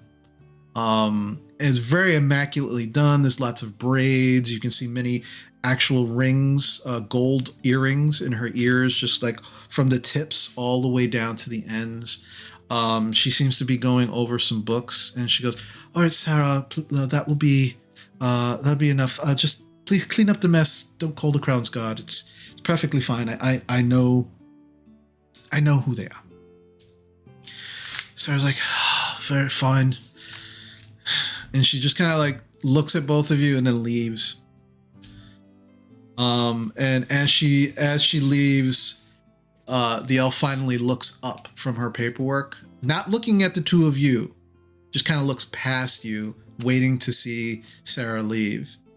And as she does, and she's very satisfied that she's gone, she finally looks at the two of you. She goes, "Well, way to be subtle. Just blatantly just talk about the gentleman just to anybody you see? Like, is this how he does business?" Well, I mean, that's none of your concern, really. I mean, it is. You just broke in my front door, so I would say very much it is my concern. Well, he did say whatever means necessary. The door just happened to have been an accident. Very well. What does he want? And let's get this done and over with, please. Well, assuming someone who does good business should know exactly what they owe.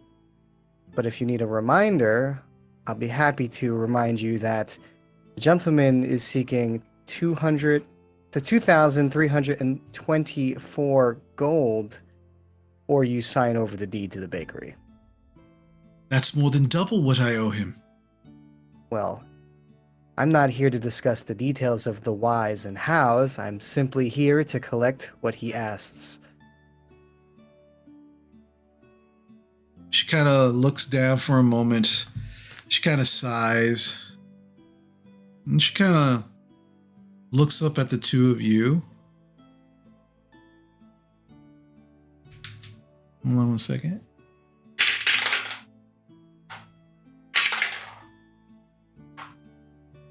She looks at you, Squall, and she kind of looks you up and down. And then she looks at Jarena. She kind of squints her eyes. And she goes, please forgive me, I'm a bit confused. You, and she points at you, Squall, you look like someone that works for the gentleman. But her, and she points at Jarena, she seems a little green. She seems a little nervous. She seems a little like she doesn't want to be here.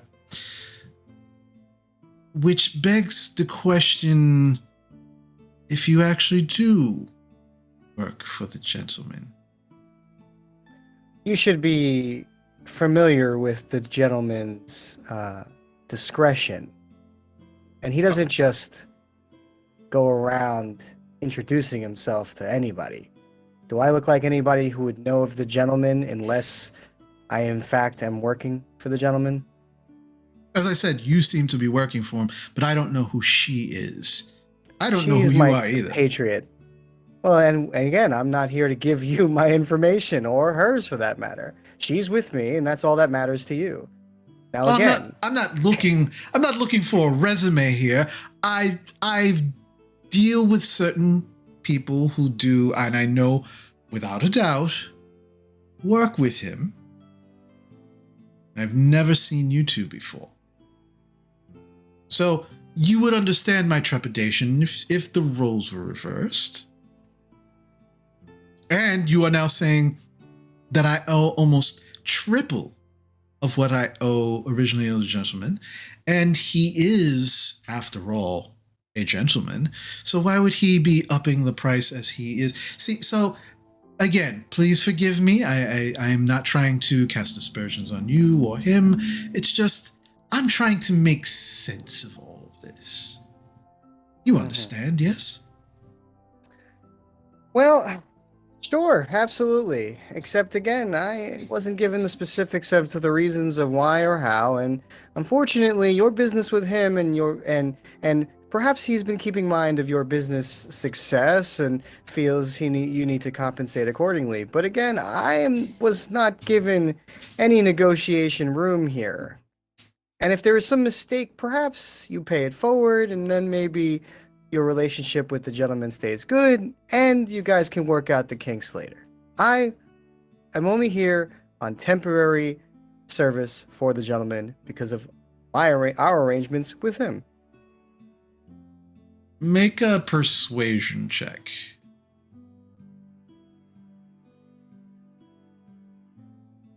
At 20. Damn, okay. For 24. a total of 24. Okay. She kind of like looks at you and she kind of raises an eyebrow. He would know about my success, definitely. How much was that amount again? 2,324.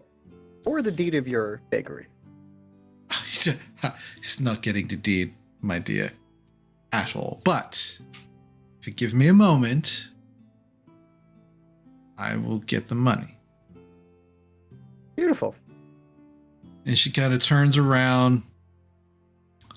She kind of gets up, turns around from the desk, and she goes to what looks like a small little like half closet that's kind of in the corner, and she kind of opens it up.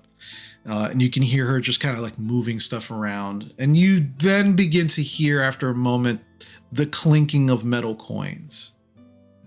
And then as she's like, you're just kind of sitting there waiting for her. And it takes her a minute. Like, it takes her a good 5 to 10 minutes of just counting out. And then she turns, closes the closet. She pulls out this large satchel. She just puts it down in front of you. And she goes, "That should be sufficient." And, you know, not that I know exactly how much the weight is, but I'm going to pretend to check the weight of it and... Make an insight check. Okay.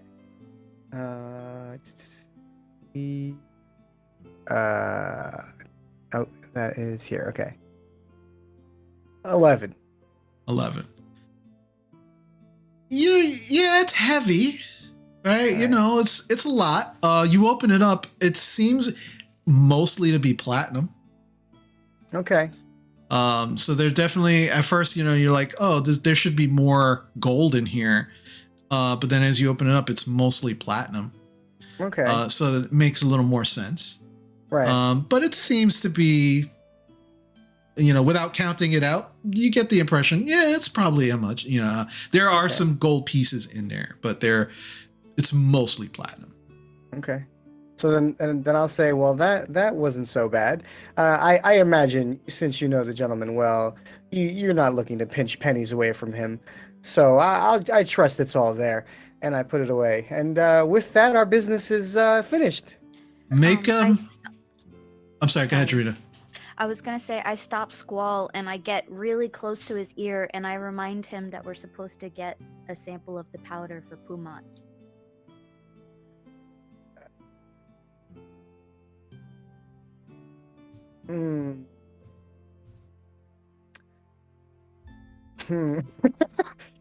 Make a Squall. Before you decide what you're doing, make an intimidation check for me, please. Okay. 13. 13. Still have a group if you want to use it. So as you said, okay, so I'll wait to see. Do you want to use it or not? Sure, I'll try to use it. Okay.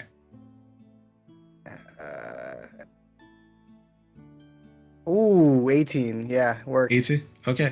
So as you said, you know, well, I hope you're not pinching pennies, you know, you do see immediately, like, she begins to actually, like, shake a little bit and get nervous. And she goes, oh, all right, wait. And she goes back to that small little closet. You hear her rummaging around. And she brings back a small pouch and she goes, here's the rest of it. I don't want any problems. Just, it was 200 less. It's just, now it's all there. I promise. Well, see that it is.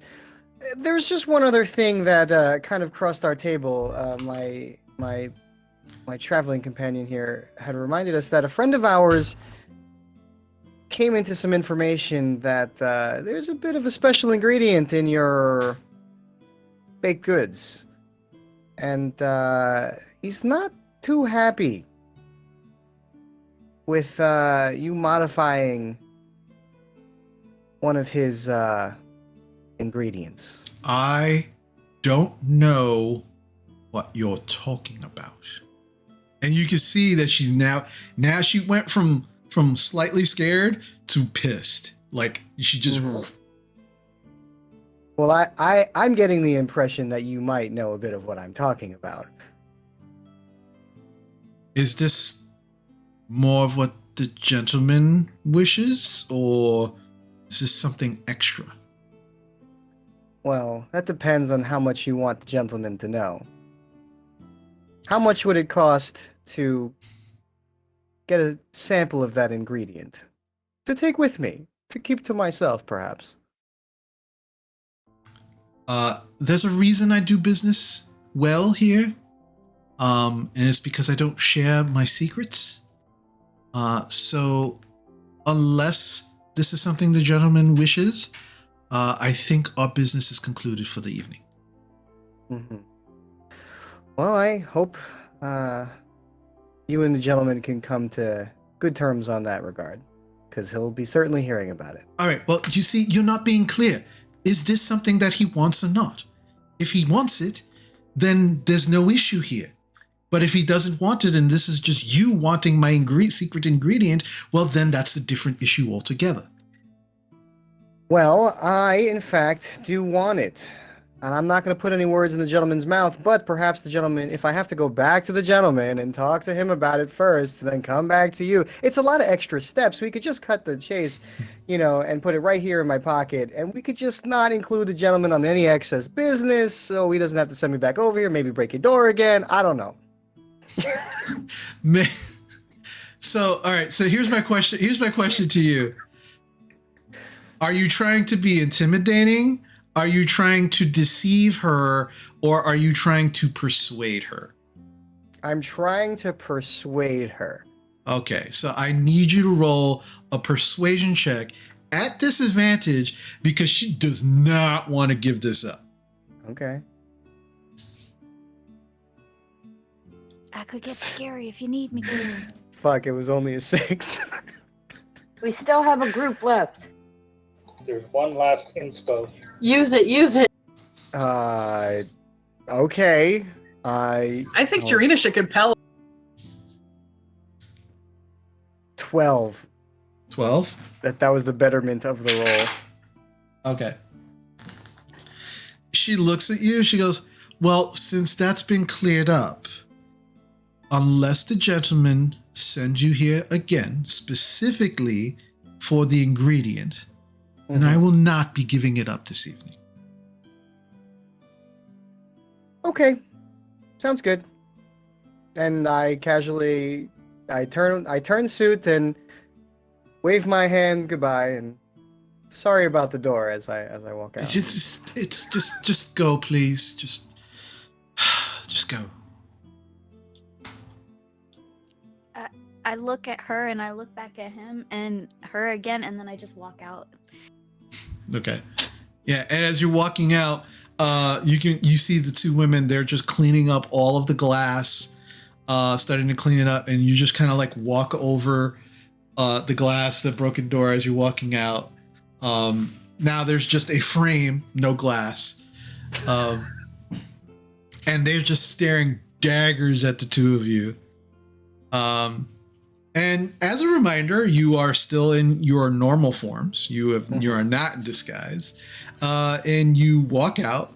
Leah, Sora, and Phoebe, you have made your way to the back of the building. very stealthily, very quiet. You heard that shattering of glass, but did you keep going or did you turn around to see what was happening? I'm not going to keep going. I'm going to turn around to see what's happening. All right. So the three of you make your way back around and you kind of take the long way. I'm not going to make you re-roll a stealth check. You're still good. And you kind of turn around, you watch it, and you see the whole thing. You see Squall and Jarena on the ground. You see lights go on, torches go on. You see them both get up, and then after about a minute, they get escorted around the counter. And then about 10, 15 minutes go by.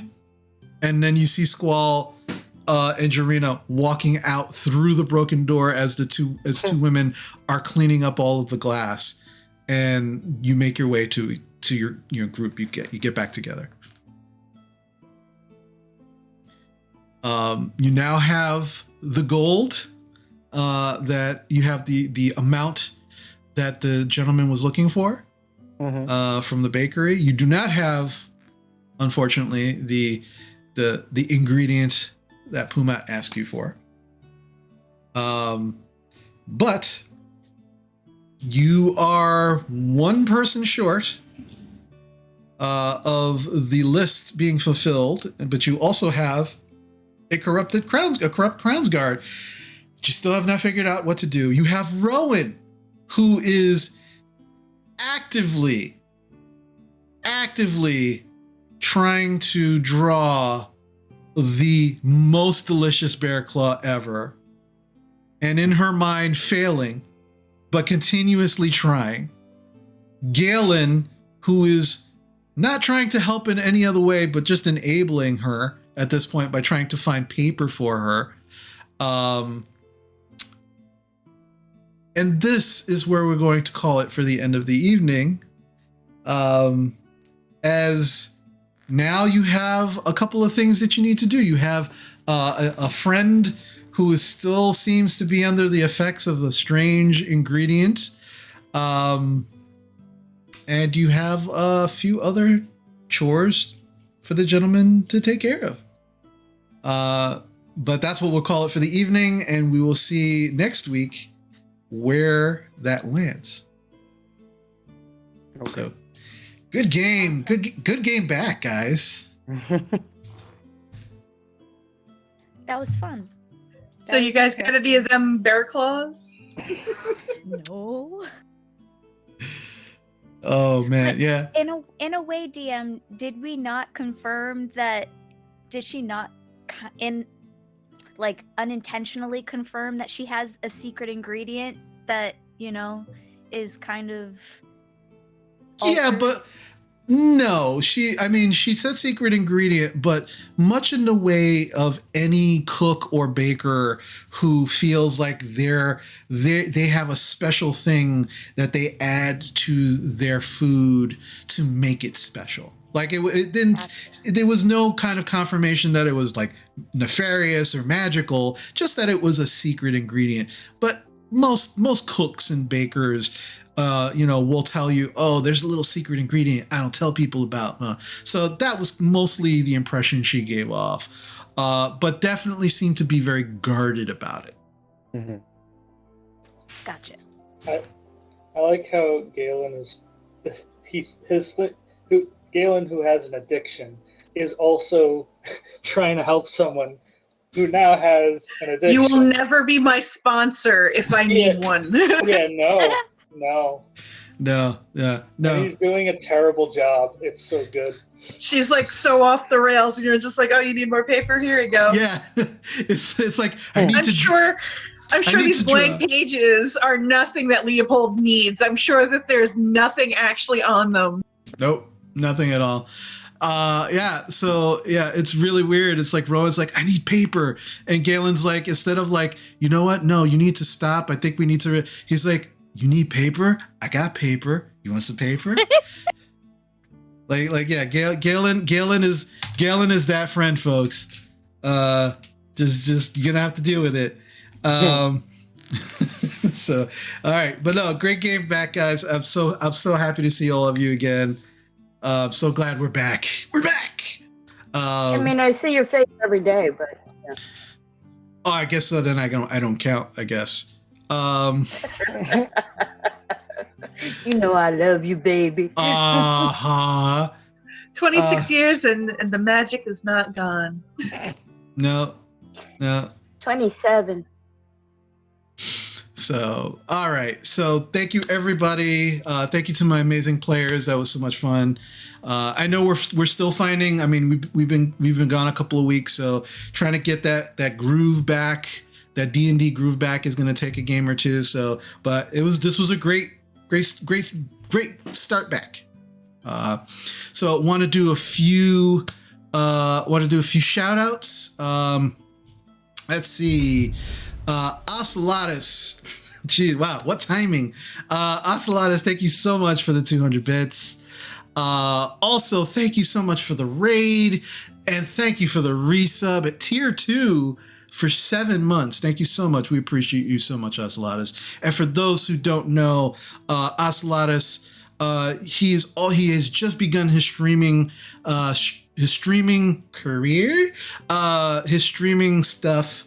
So please check out his page, throw him a follow. Just amazing person, amazing supporter, and just all around great guy. So please throw some love to Ocelotus the way he kind of throws his love around to everybody as well. So thank you so much again, Ocelotus. Let's see, Chloe, thank you so much for resubbing for 2 months. You're awesome, Chloe. Thank you.